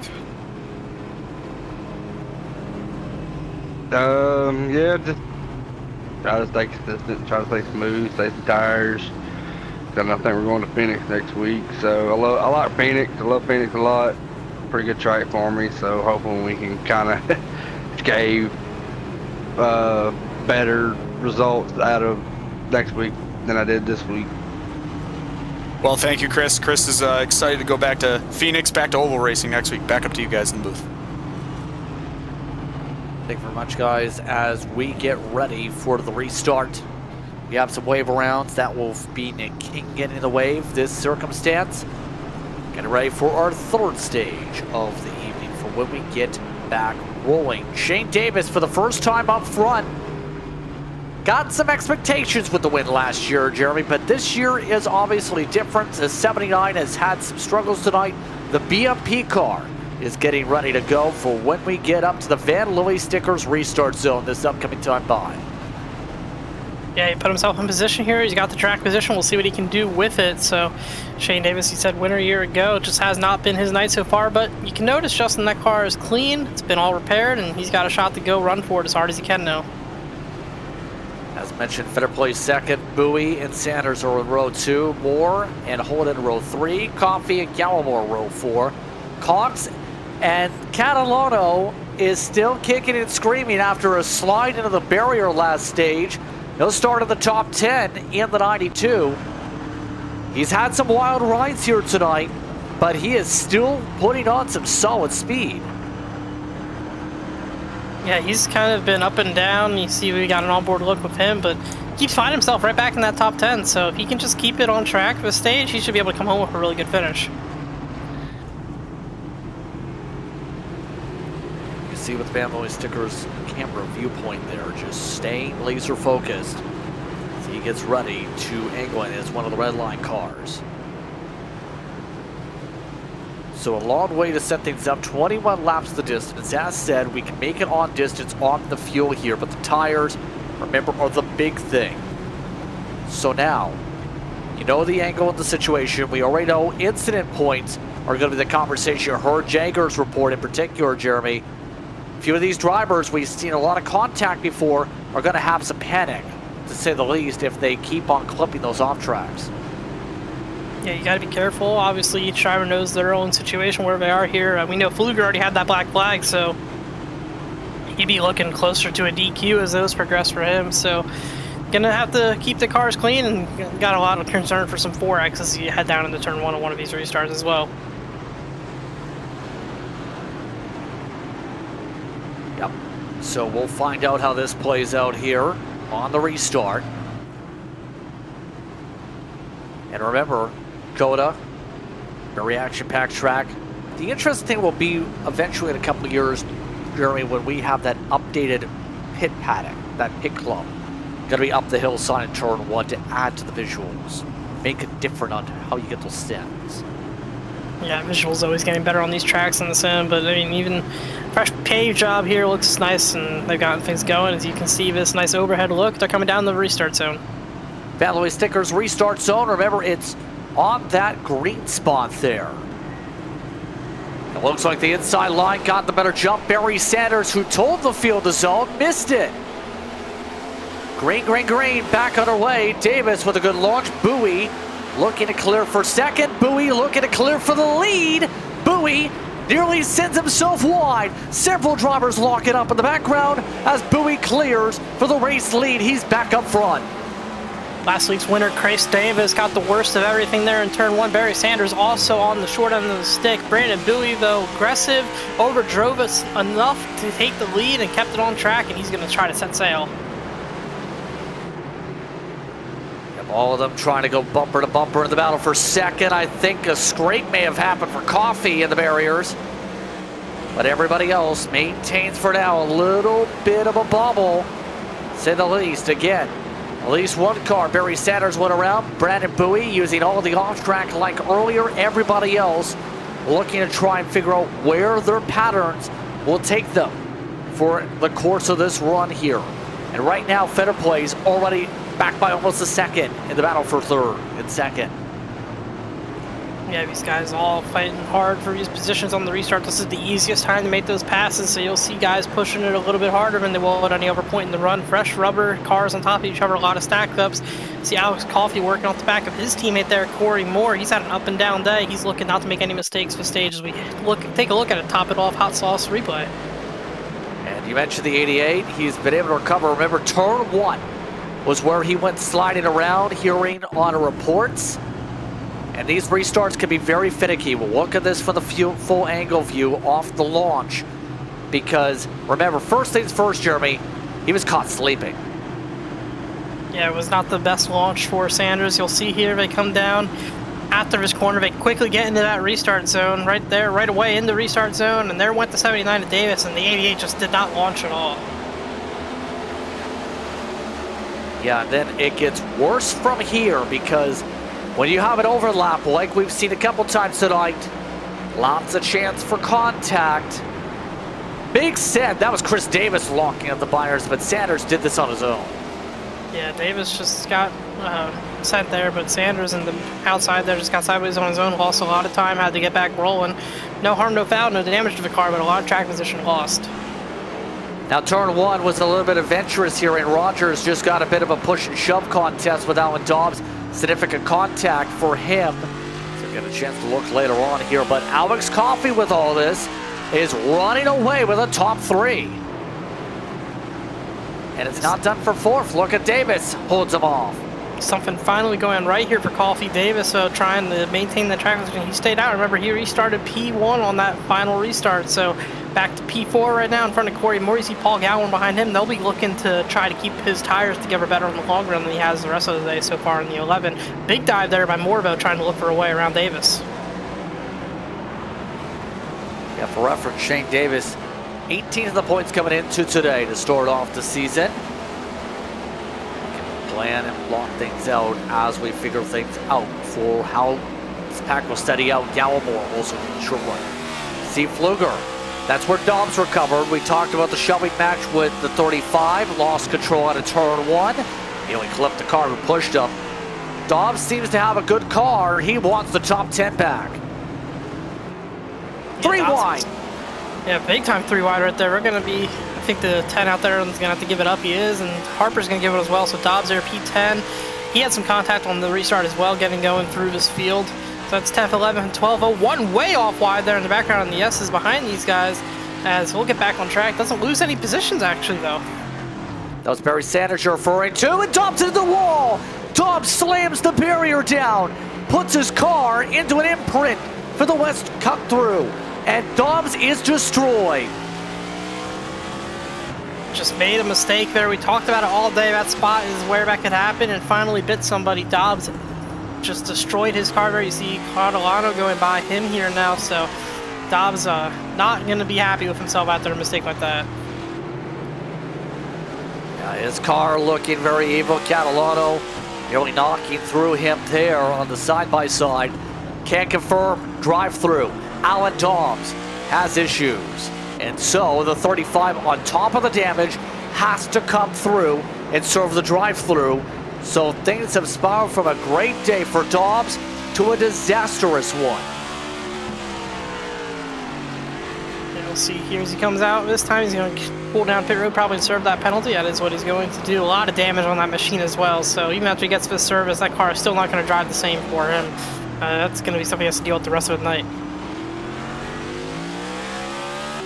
So all this while, kicking and screaming, the 32, one of your championship contenders last season, just trying to make his way in this traffic jam. He's got one of the BMB cars also working to the hills and to the S's rather through him with Gallimore. And it's always tricky about getting the ebb and flow right. Good example. Good save, 32, nearly spun it around, able to hold on with the lockup.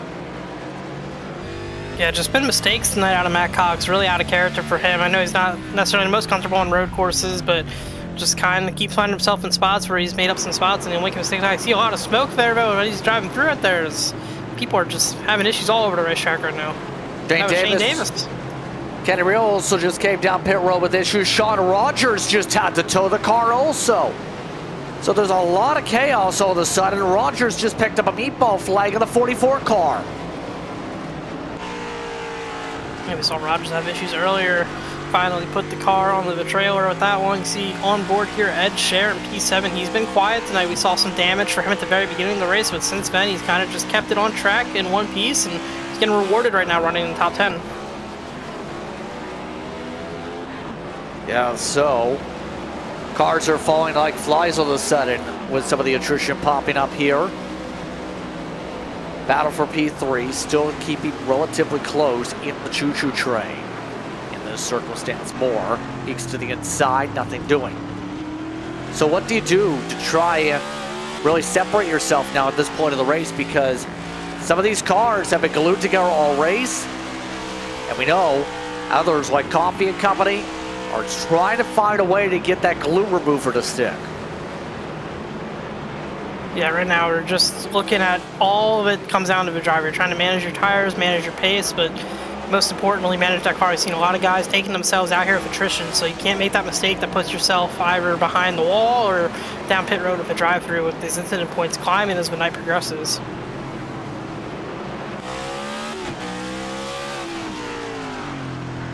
Yeah, right now, as they march through, Corey Moore still waiting to see what happened in the background with the 11. Remember, the fall-off's been significant all race. He's now got Holden scraping the door. Kyle Holden, one of the Aero cars, able to just setting back into line, just waiting for a shot here. They bring Edward Scher Jr. into their battle pack as we go. Race lead, by the way, as we go, 3.5 seconds. Bowie's got the advantage over Fetter Place. We're still looking at the 67th viewpoint. He'll look to try and make another surge. Decent night for Ed.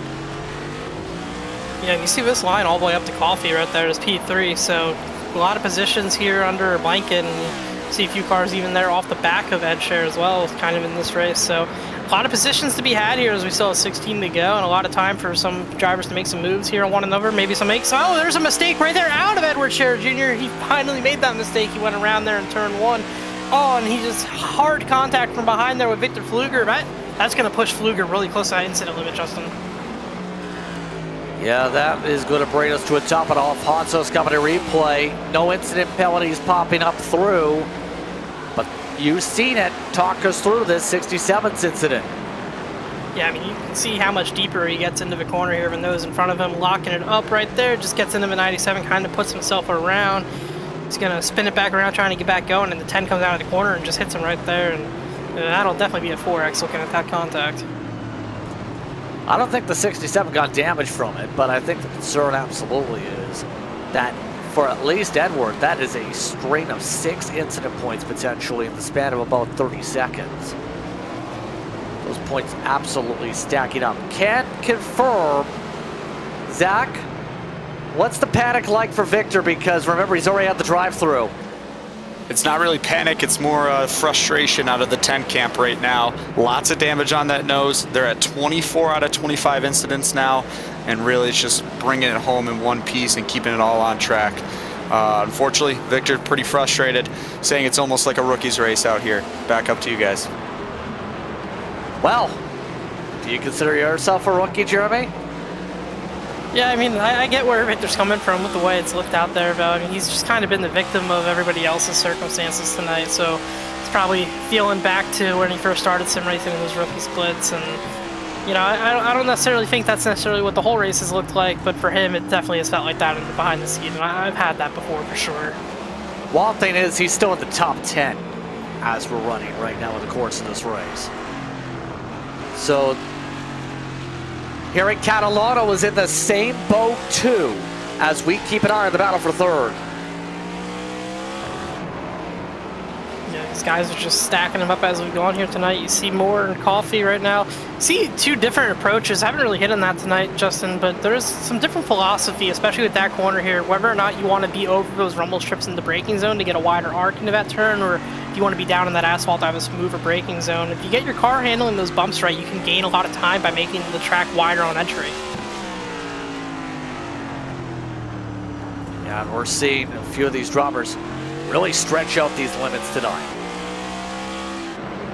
Now, as they continue to go on here, Jagger, what's the conversation been like from you when it comes to what you've heard? I know things are getting stacked up on the incidents we've seen.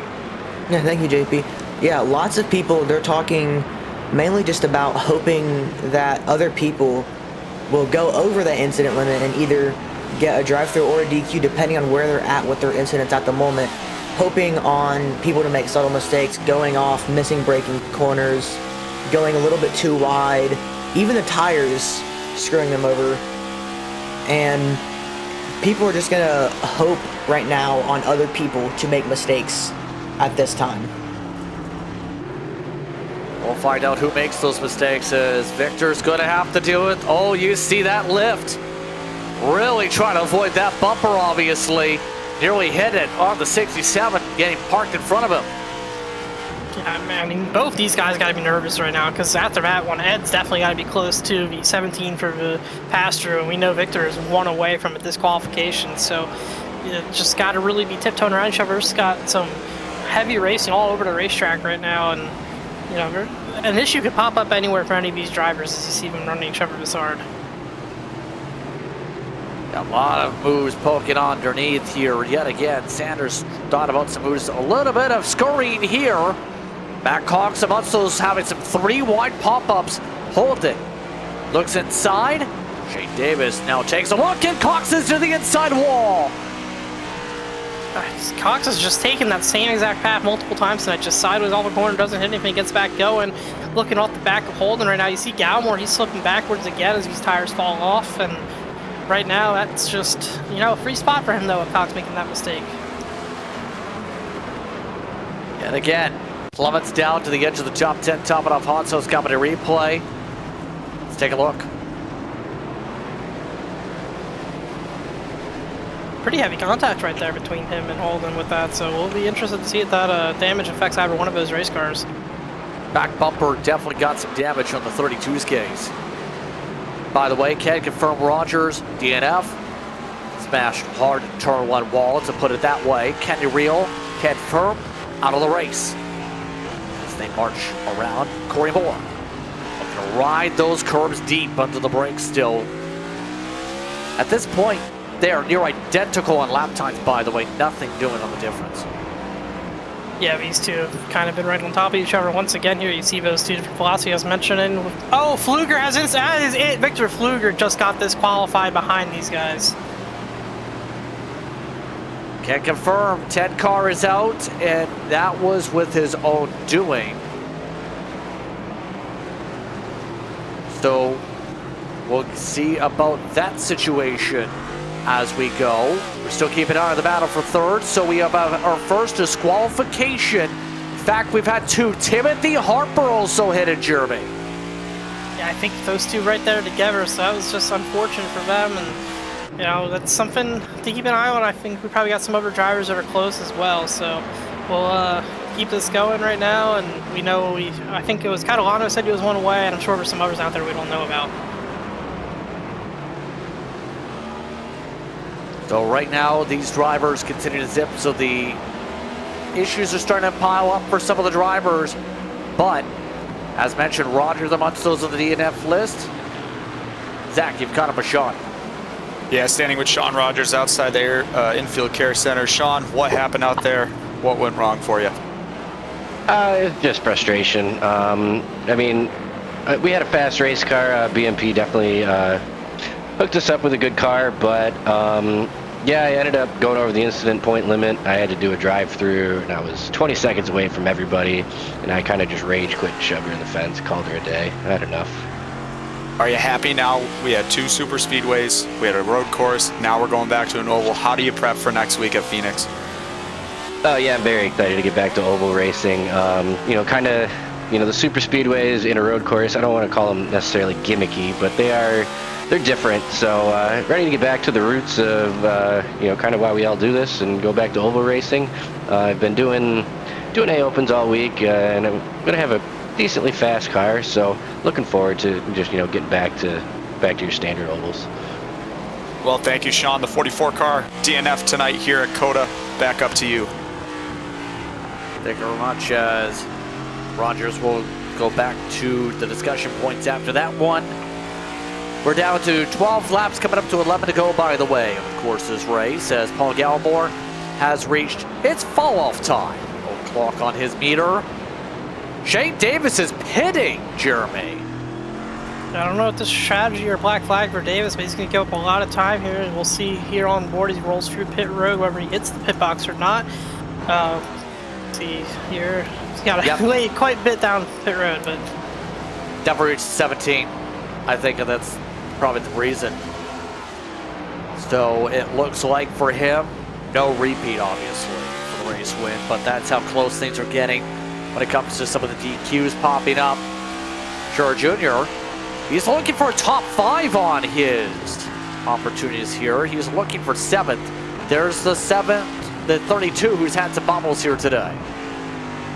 yeah, Cox just has made a lot of mistakes on his own, but he hasn't really taken himself out of it, so he's still running up here, P7 pretty good.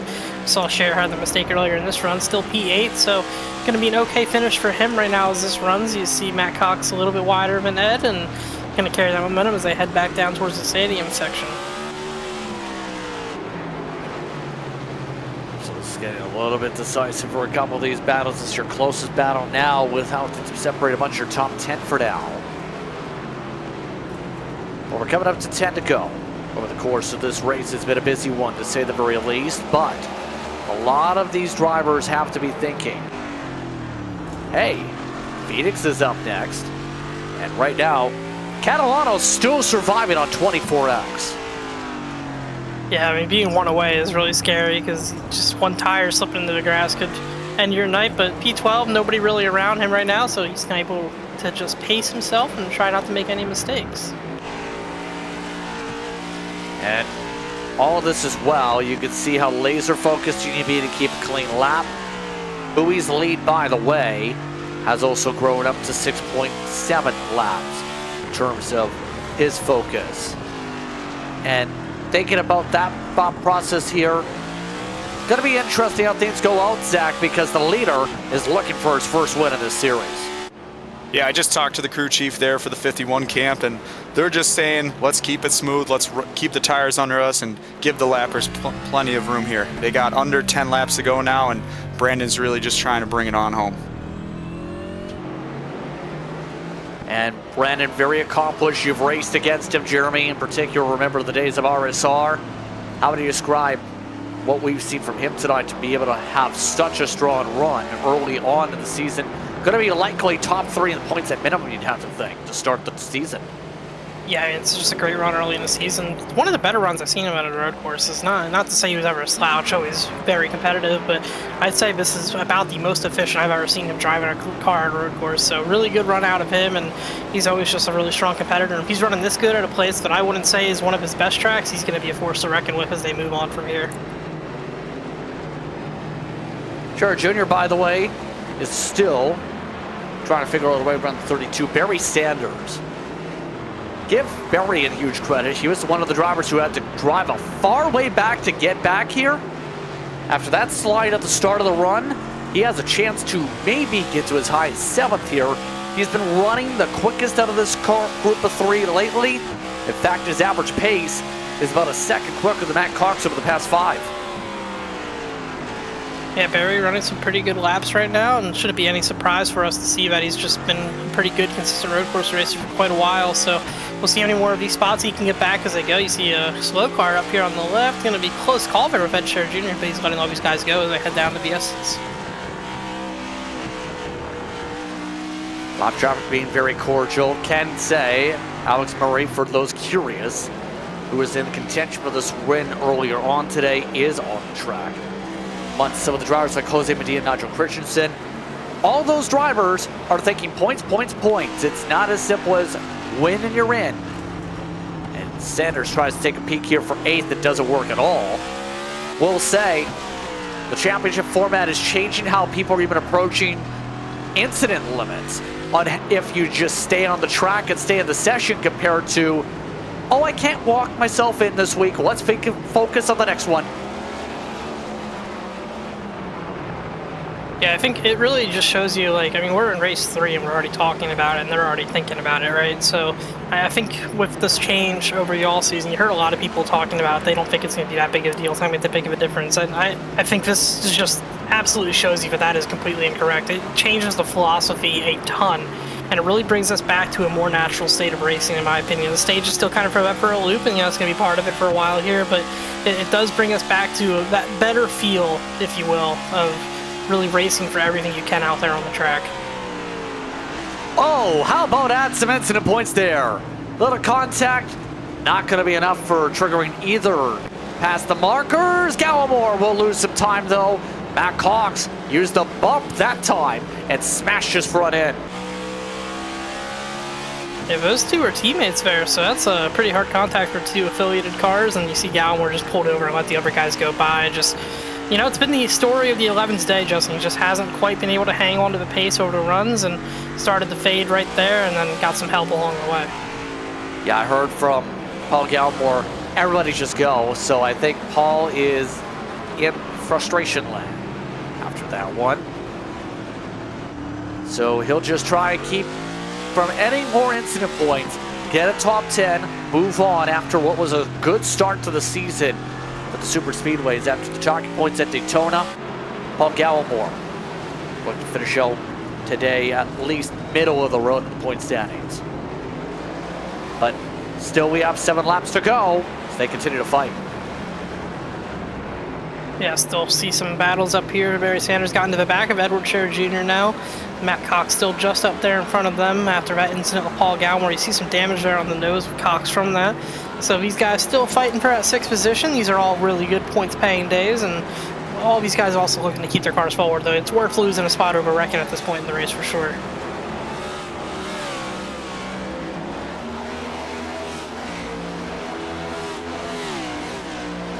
And right now we're just coming down the front stretch here into turn 1, so Right now, Barry Sanders still looking off the back of Edward Sherry Jr. You see Nick King up there in the 12. Not somebody we've talked about much, not somebody we've talked about too much on the road courses. He'll let these guys all go. He's done a good job keeping the car clean today, though. Not really been in any big incidents.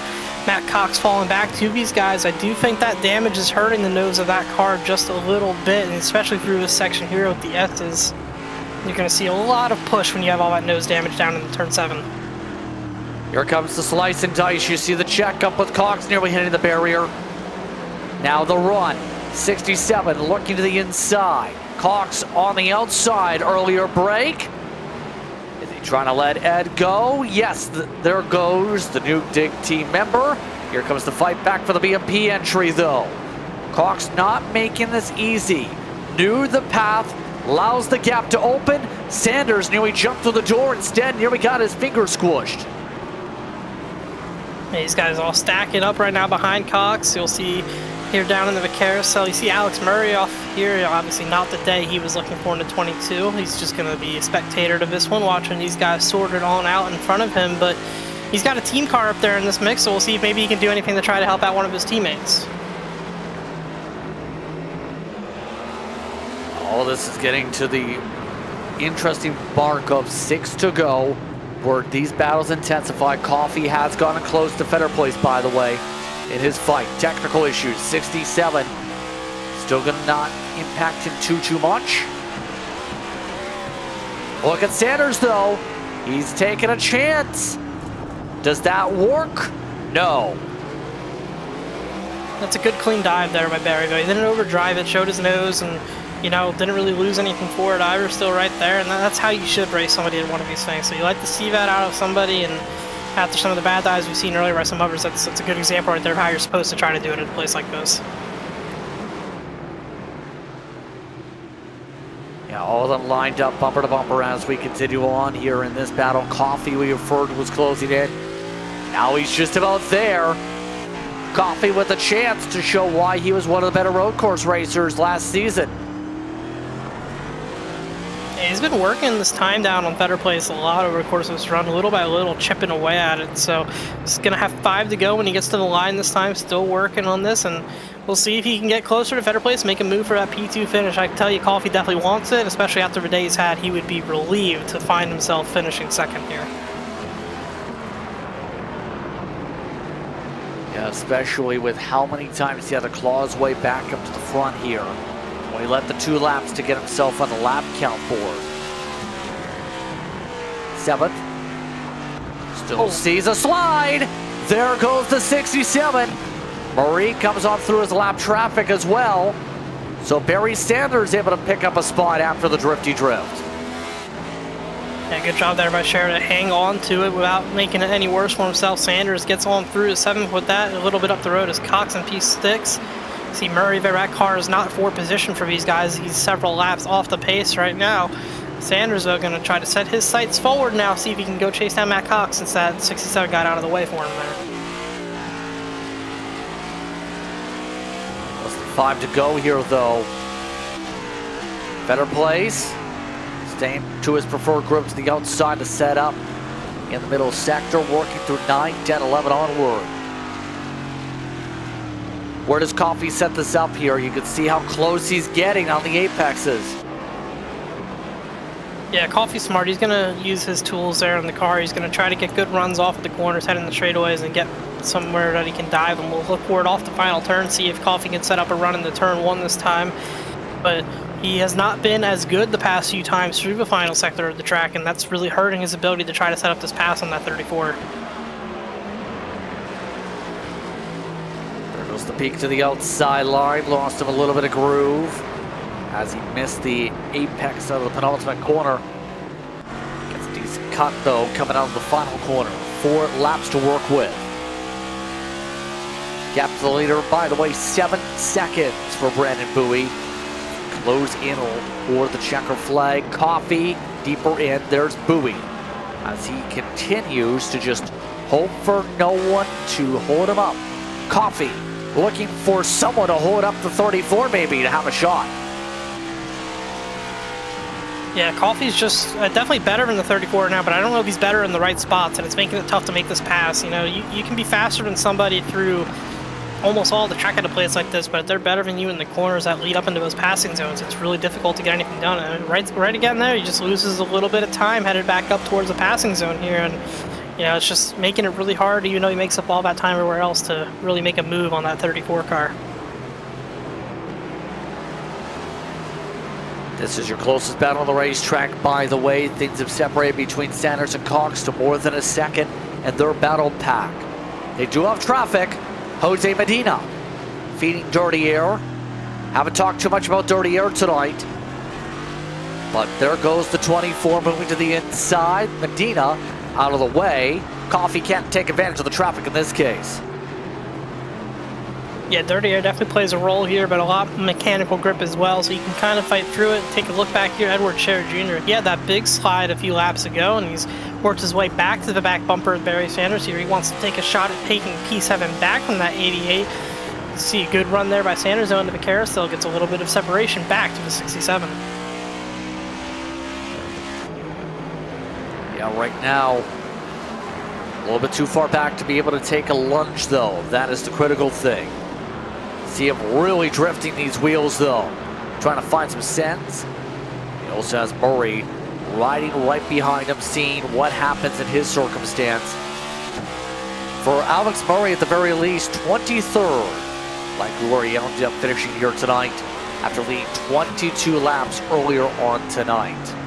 And it's going to be a bit of a gut punch for him. Very big hole for him to climb out of over the next few weeks here, as we're under 3 to go.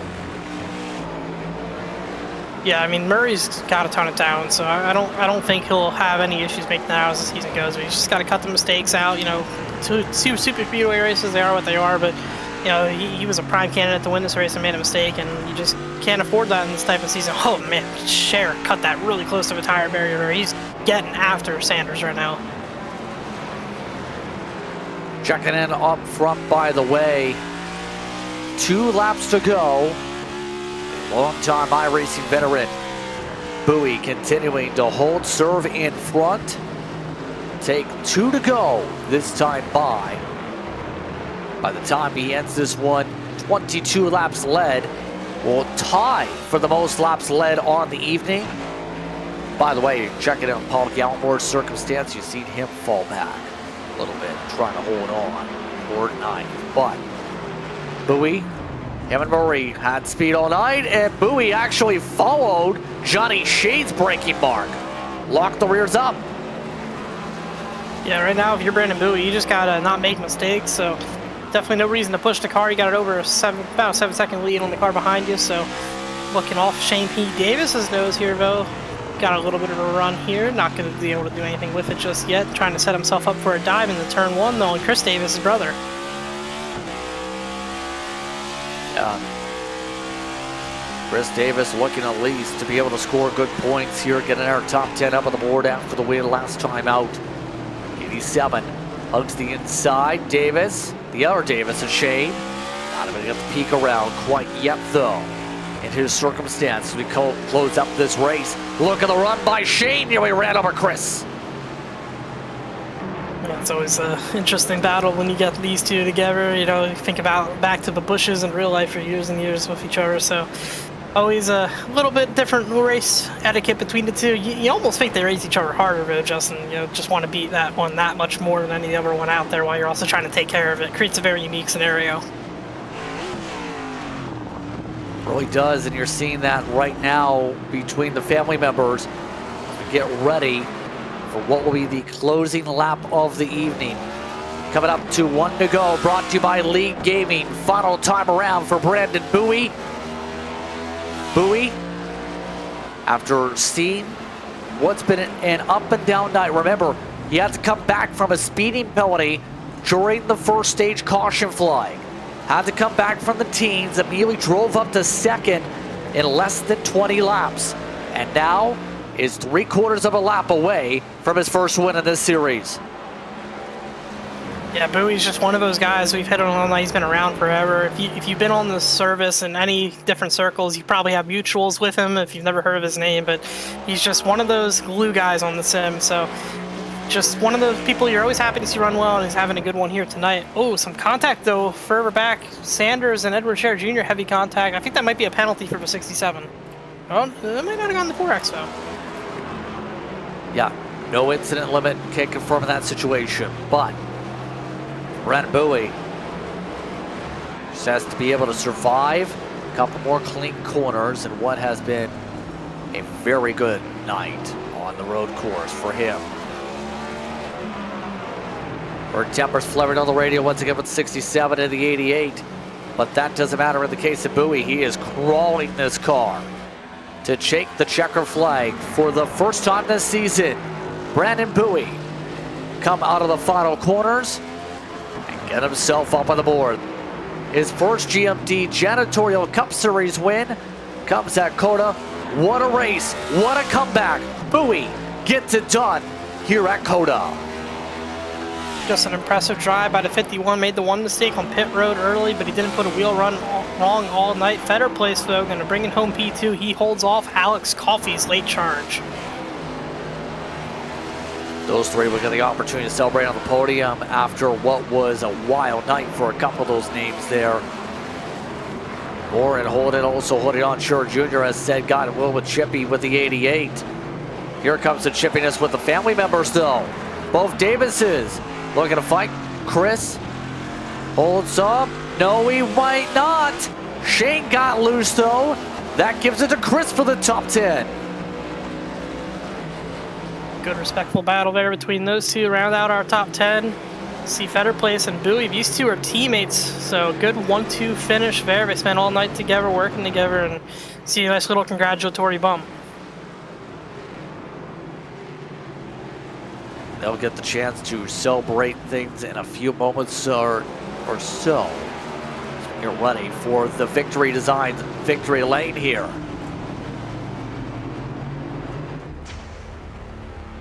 So we'll get a chance to see the celebrations and talk about results in a moment and interviews. You're watching tonight's coverage here at Precision Entertainment Solutions from Austin, Texas.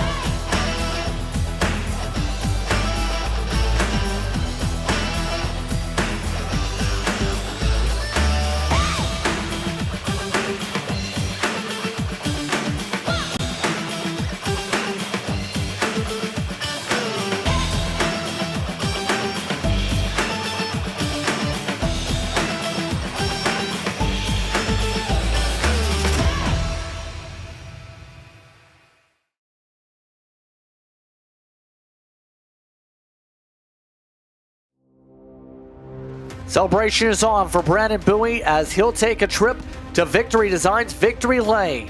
For the first time in 2026, Arrow gets a win up on the board.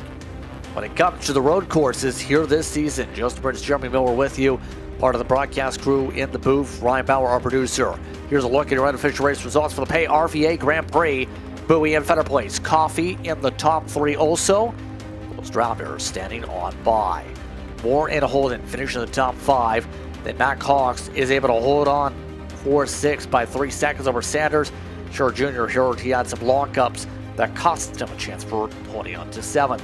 Paul Gallimore holds on to a top 10. Chris Davis, as we see, beat his brother for 10th. Yeah, P11 there, Shane Davis was just short of his brother, as you mentioned. Ryan Cannavaro held on to that incident point, comes home P12. P13 there, Alan Dobbs in the 35. He saw some issues for him, but he rode back to the lead lap finish. And William Owens rounds out our lead lap in 14th. Blaine Wilson, Jim Treat, and Greg Carr all finishing a lap down. And then Nick King 2 laps down, followed by Mark Sanchez 3 down in 19th. And Johnny Shade rounded out the top 20, 4 laps behind the leader. 21st went to Nigel Christensen with Jose Medina, one of the last cars running with Alex Murray. The rest are DNFs. Pfluger, Harper, Rogers, Reel, Mills, Cornett, Carmichael amongst the many DNFs tonight. Of course, race Chris Vincent was the last car. Matt Metler didn't get a chance to even take the grid. So as we work our way towards Victory Designs Victory Lane to see the celebration coming up for your winner tonight, we have your top three lined up. Starting things off, third place on the order. Zach is caught up with Alex Coffey. Yeah, thank you, JP. Alex, great race from you, finishing P3 here today at COTA. What do you think really happened for you on the good side? What happened on the bad? And how was your race overall? There was a little bit of everything. I'm not a huge fan of this track, but it's definitely bring the sweat out of you, that's for sure. But there's a little bit of good and bad. But luckily the bad got out of the way early, and we were able to have a decent finish. Yeah, you were closing in on second place there towards the end, and it locked it up going into turn 7. How was your car in that final stage, and did you make any improvements on it over the course of the race, or did you learn stuff? I definitely made a few adjustments, but to be honest with y'all, I feel like when I flipped that stage and was out there on 3 or 4 lap older tires than everybody, I felt like my car was better than it was on even tires for some reason, which I don't really understand, but it felt good at the end of the race there. Precision Speed Solutions always puts a solid piece under us so we can go battle for wins and top 5s and stuff like that. So shout out to them. Alex, anyone else to thank? Oh yeah, shout out to everybody on the car, PayRVA, Off Axis Paint, just everybody that puts into this operation, and shout out again to Precision Speed Solutions. You could use code COFFEE10 at checkout for 10% off. And shout out to both Brandons. It's like Brandons were in good lucks tonight, so good run to them. Well, thank you, Alex. Alex Coffey coming up P3 here at COTA. Back up to you guys. Thank you very much, Zach, as we see a good run from Coffey. A good run, a great run, in fact. If you're in the Aero camp, Brent Fitterplace is with Jagger. What's up, Brandon? Hey, how's it going? Good. How you feeling? First road course of the year down. Got Phoenix next. What are your thoughts going into Phoenix and thoughts coming out of COTA? Well, I'm pretty tired right now, actually. This track and this race was actually pretty long. It was twice as long as officials and another race that I did here. So I'm definitely wore out. I feel pretty good. Really, my goal coming into this race was just to have a good points night. And I think I achieved that. And so we look on to Phoenix, and Phoenix is going to be tough. But, you know, hey, you just got to put your head down, get to practice in, and see what happens. Yeah. So, yeah, especially with the tiring, as you said, I'm pretty sure we heard Coffey say that it definitely brings the sweat out of you. What's going to be your game plan going into Phoenix since you got a P2 here? Are you going to try and hope to maybe get some practice in, try and make sure you get hopefully a P2 next week, or what's your thoughts going to be going or planning on into that? I plan on, I mean, I want to win, but, you know, realistically, I'm just looking at good point stage, you know, with this new point system, or the new old point system. Points are at a premium. So, you know, for me, it's just, you know, get to practice in, put in the work. These guys are really fast. You know, we have a lot of fast drivers in this league. So, you know, for me, every week, it's just practice, you know, try to get more consistent, finish really well in the stages, and hopefully have a decent finish. Yeah.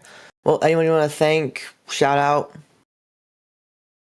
Yeah, I want to, first and foremost, thanks to Team Aero, Barry Sanders, for giving me the opportunity to run for his team, and thanks to Premier Setups. They give us some real fast setups every single week. Thanks to y'all for the broadcast. Thanks to every single person that watches these things, and thanks to everyone, all the sponsors and all the people that keep this league going. Yeah, all right. Well, there's your second place finisher of the Aero 1-2. Back to you, Justin. Thank you very much, guys. As speaking of the 1-2 is Victory Designs Victory Lane time, where we'll see Brandon Bowie come home with the W here today. Brandon, first things first, how does it feel to win in Moonshiners? Oh man, it feels great. I was a little skeptical kind of starting the season, just trying to understand how these drivers like to be raced and trying to watch my P's and Q's, make some. Unfortunately, didn't have the best outing for Atlanta. Had a good finish, but kind of got involved in some stuff. But honestly, I just wanted to come to COTA here and just wanted to just be solid and have a good race. And it was, first stage was amazing. Having a hard battle with Alex there. And then, of course, spin on pit road, start from the back, had to come through the field. That was a little sketchy at times. And then Alex got caught up and stuff. So, it was, at that point, I felt like it was my race to lose. If I could stay out of trouble and not cause any issues with anybody, I felt like I had a shot. And hey, we're here. I'm pretty shocked, to be completely honest with you. Yeah, I was going to say as well, it wasn't easy in the early going too. How would you describe you and your fight with Alex Murray before we seen the speeding penalty? Yeah, I mean that the battle between me and him was great. A lot of fun, a lot of patience with each other. I had made one little slip up. I think that was turn 13 and 14, I believe. Turn 10 and 11. Sorry, and we had kind of chatted before, a little bit before the race, and it was like, hey man, like I think if we just race clean, like we could have a lot of fun tonight. And I agree with him. So that's kind of the mindset that both of us had. It seemed like he kind of fell off a little bit toward the end of the stage, but and I had a little bit more speed, but I really didn't want to push it too much and then turn him or cause myself to lock up the tires or anything. So a lot of fun for stage one for sure. So with that being said here, now that you got the first one on the board, how do you try and plan to carry this momentum? Because you're one of the top drivers of the points heading to the ovals once again for our first non-super speedway road course. Yeah, the mindset's going to probably be the same way how it's been so far. Just think about points and, getting stage points and try to have good finishes. Phoenix is, I believe it's the next race is coming up. Unfortunately, that's not my best track. So, we're just going to, take what the car will give us, basically. And, take that momentum and then go into Vegas, which is one of my favorite tracks I like to go to. So, we got a couple tracks that are kind of, I might struggle a little bit on. It might not be the best, but a couple tracks that I feel like I'm pretty confident I can go out there and finish top 3. So, we're just going to take it one race at a time. And I'm kind of new to the whole Aero team, so, still learning, kind of like what their expectations are and trying to make sure that I'm a team player at the end of the day. So, still a lot to learn, but I'm definitely looking forward to the next couple of races. Any shout you'd like to give as part of your first win in the series?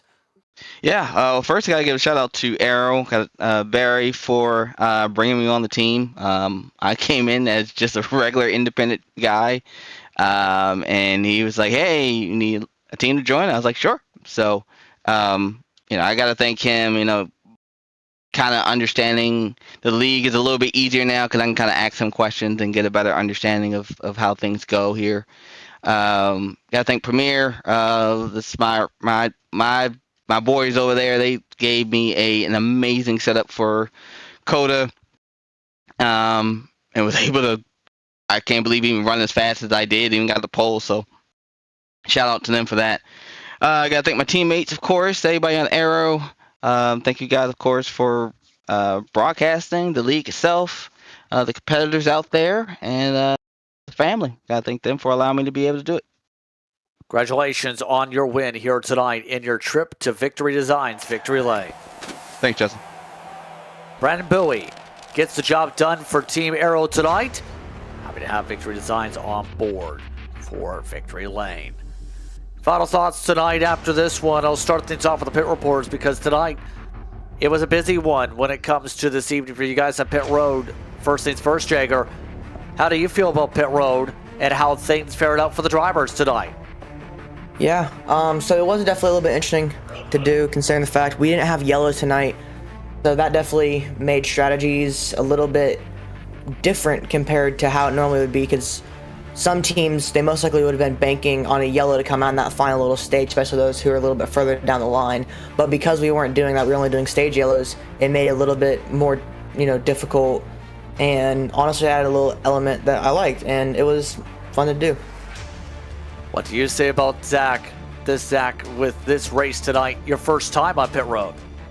Yeah, it was definitely interesting. A little hectic there during the stage cautions, just because obviously not a lot of takers on pit road during those green flag runs, but I think overall a lot of strategy tonight, really tough racetrack.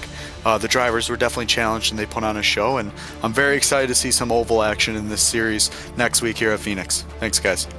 And what about you, Jeremy? Tonight, we getting ready to trend our way to this track. You see Phoenix Raceway. It's a desert, and long story short, if you're a part of the eNASCAR COTA iRacing qualifying series, it was a messy one for some of the drivers. How do you think Phoenix will fare out this next week for this field? Yeah, they won't have Carson Hocevar out there causing 4 wrecks like RTP, but they'll be out there crazy on the restart, spreading out through the dog leg and getting after it, back to that West Coast swing. You start to get into the groove of things with some of our more normal, typical NASCAR racetracks, and we'll start to really see who's got the best stuff going into those types of races this year.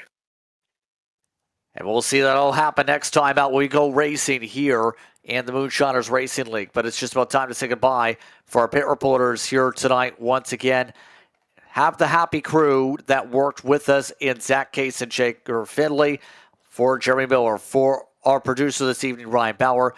I'm Justin Prince. I'd like to thank everyone for tuning in and thank Whiplash SimCams for the camera angles we've seen for the packs tonight. But the Moonshiners Racing League had a busy night when it came to its trip to Austin, Texas, and the GMD Janitorial Cup Series will look to continue things off with its first non-superspeedway oval. We'll see you next time when we go racing here in this series when we go to Phoenix. Good night from Austin.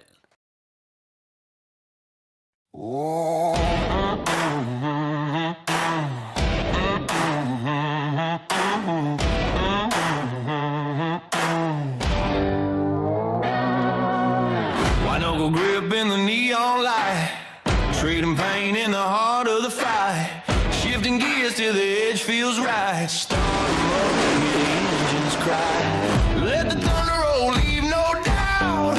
All or nothing when the checkers come out. Doors beating doors in an all-out fight. This is a Moonshiners Wednesday night. Wednesday night! Legends born in the heat of the fight. Trading pain under stadium lights. Racing roots run deep here. We're racing on a Moonshiners Wednesday night.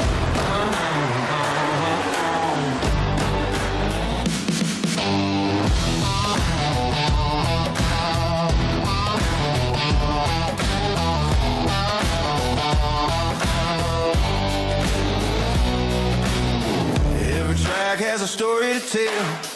Every wall has been one driver's hell. Back in the saddle we go.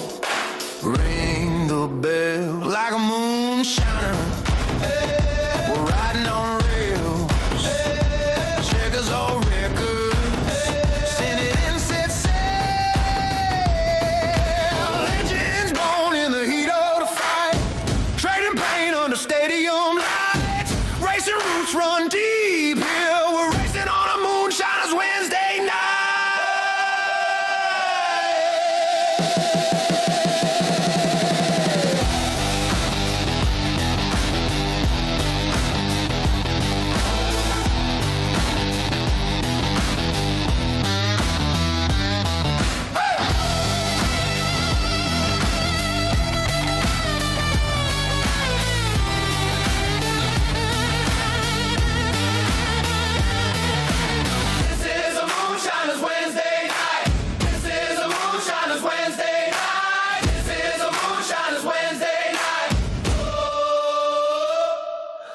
This is a Moonshiners Wednesday night.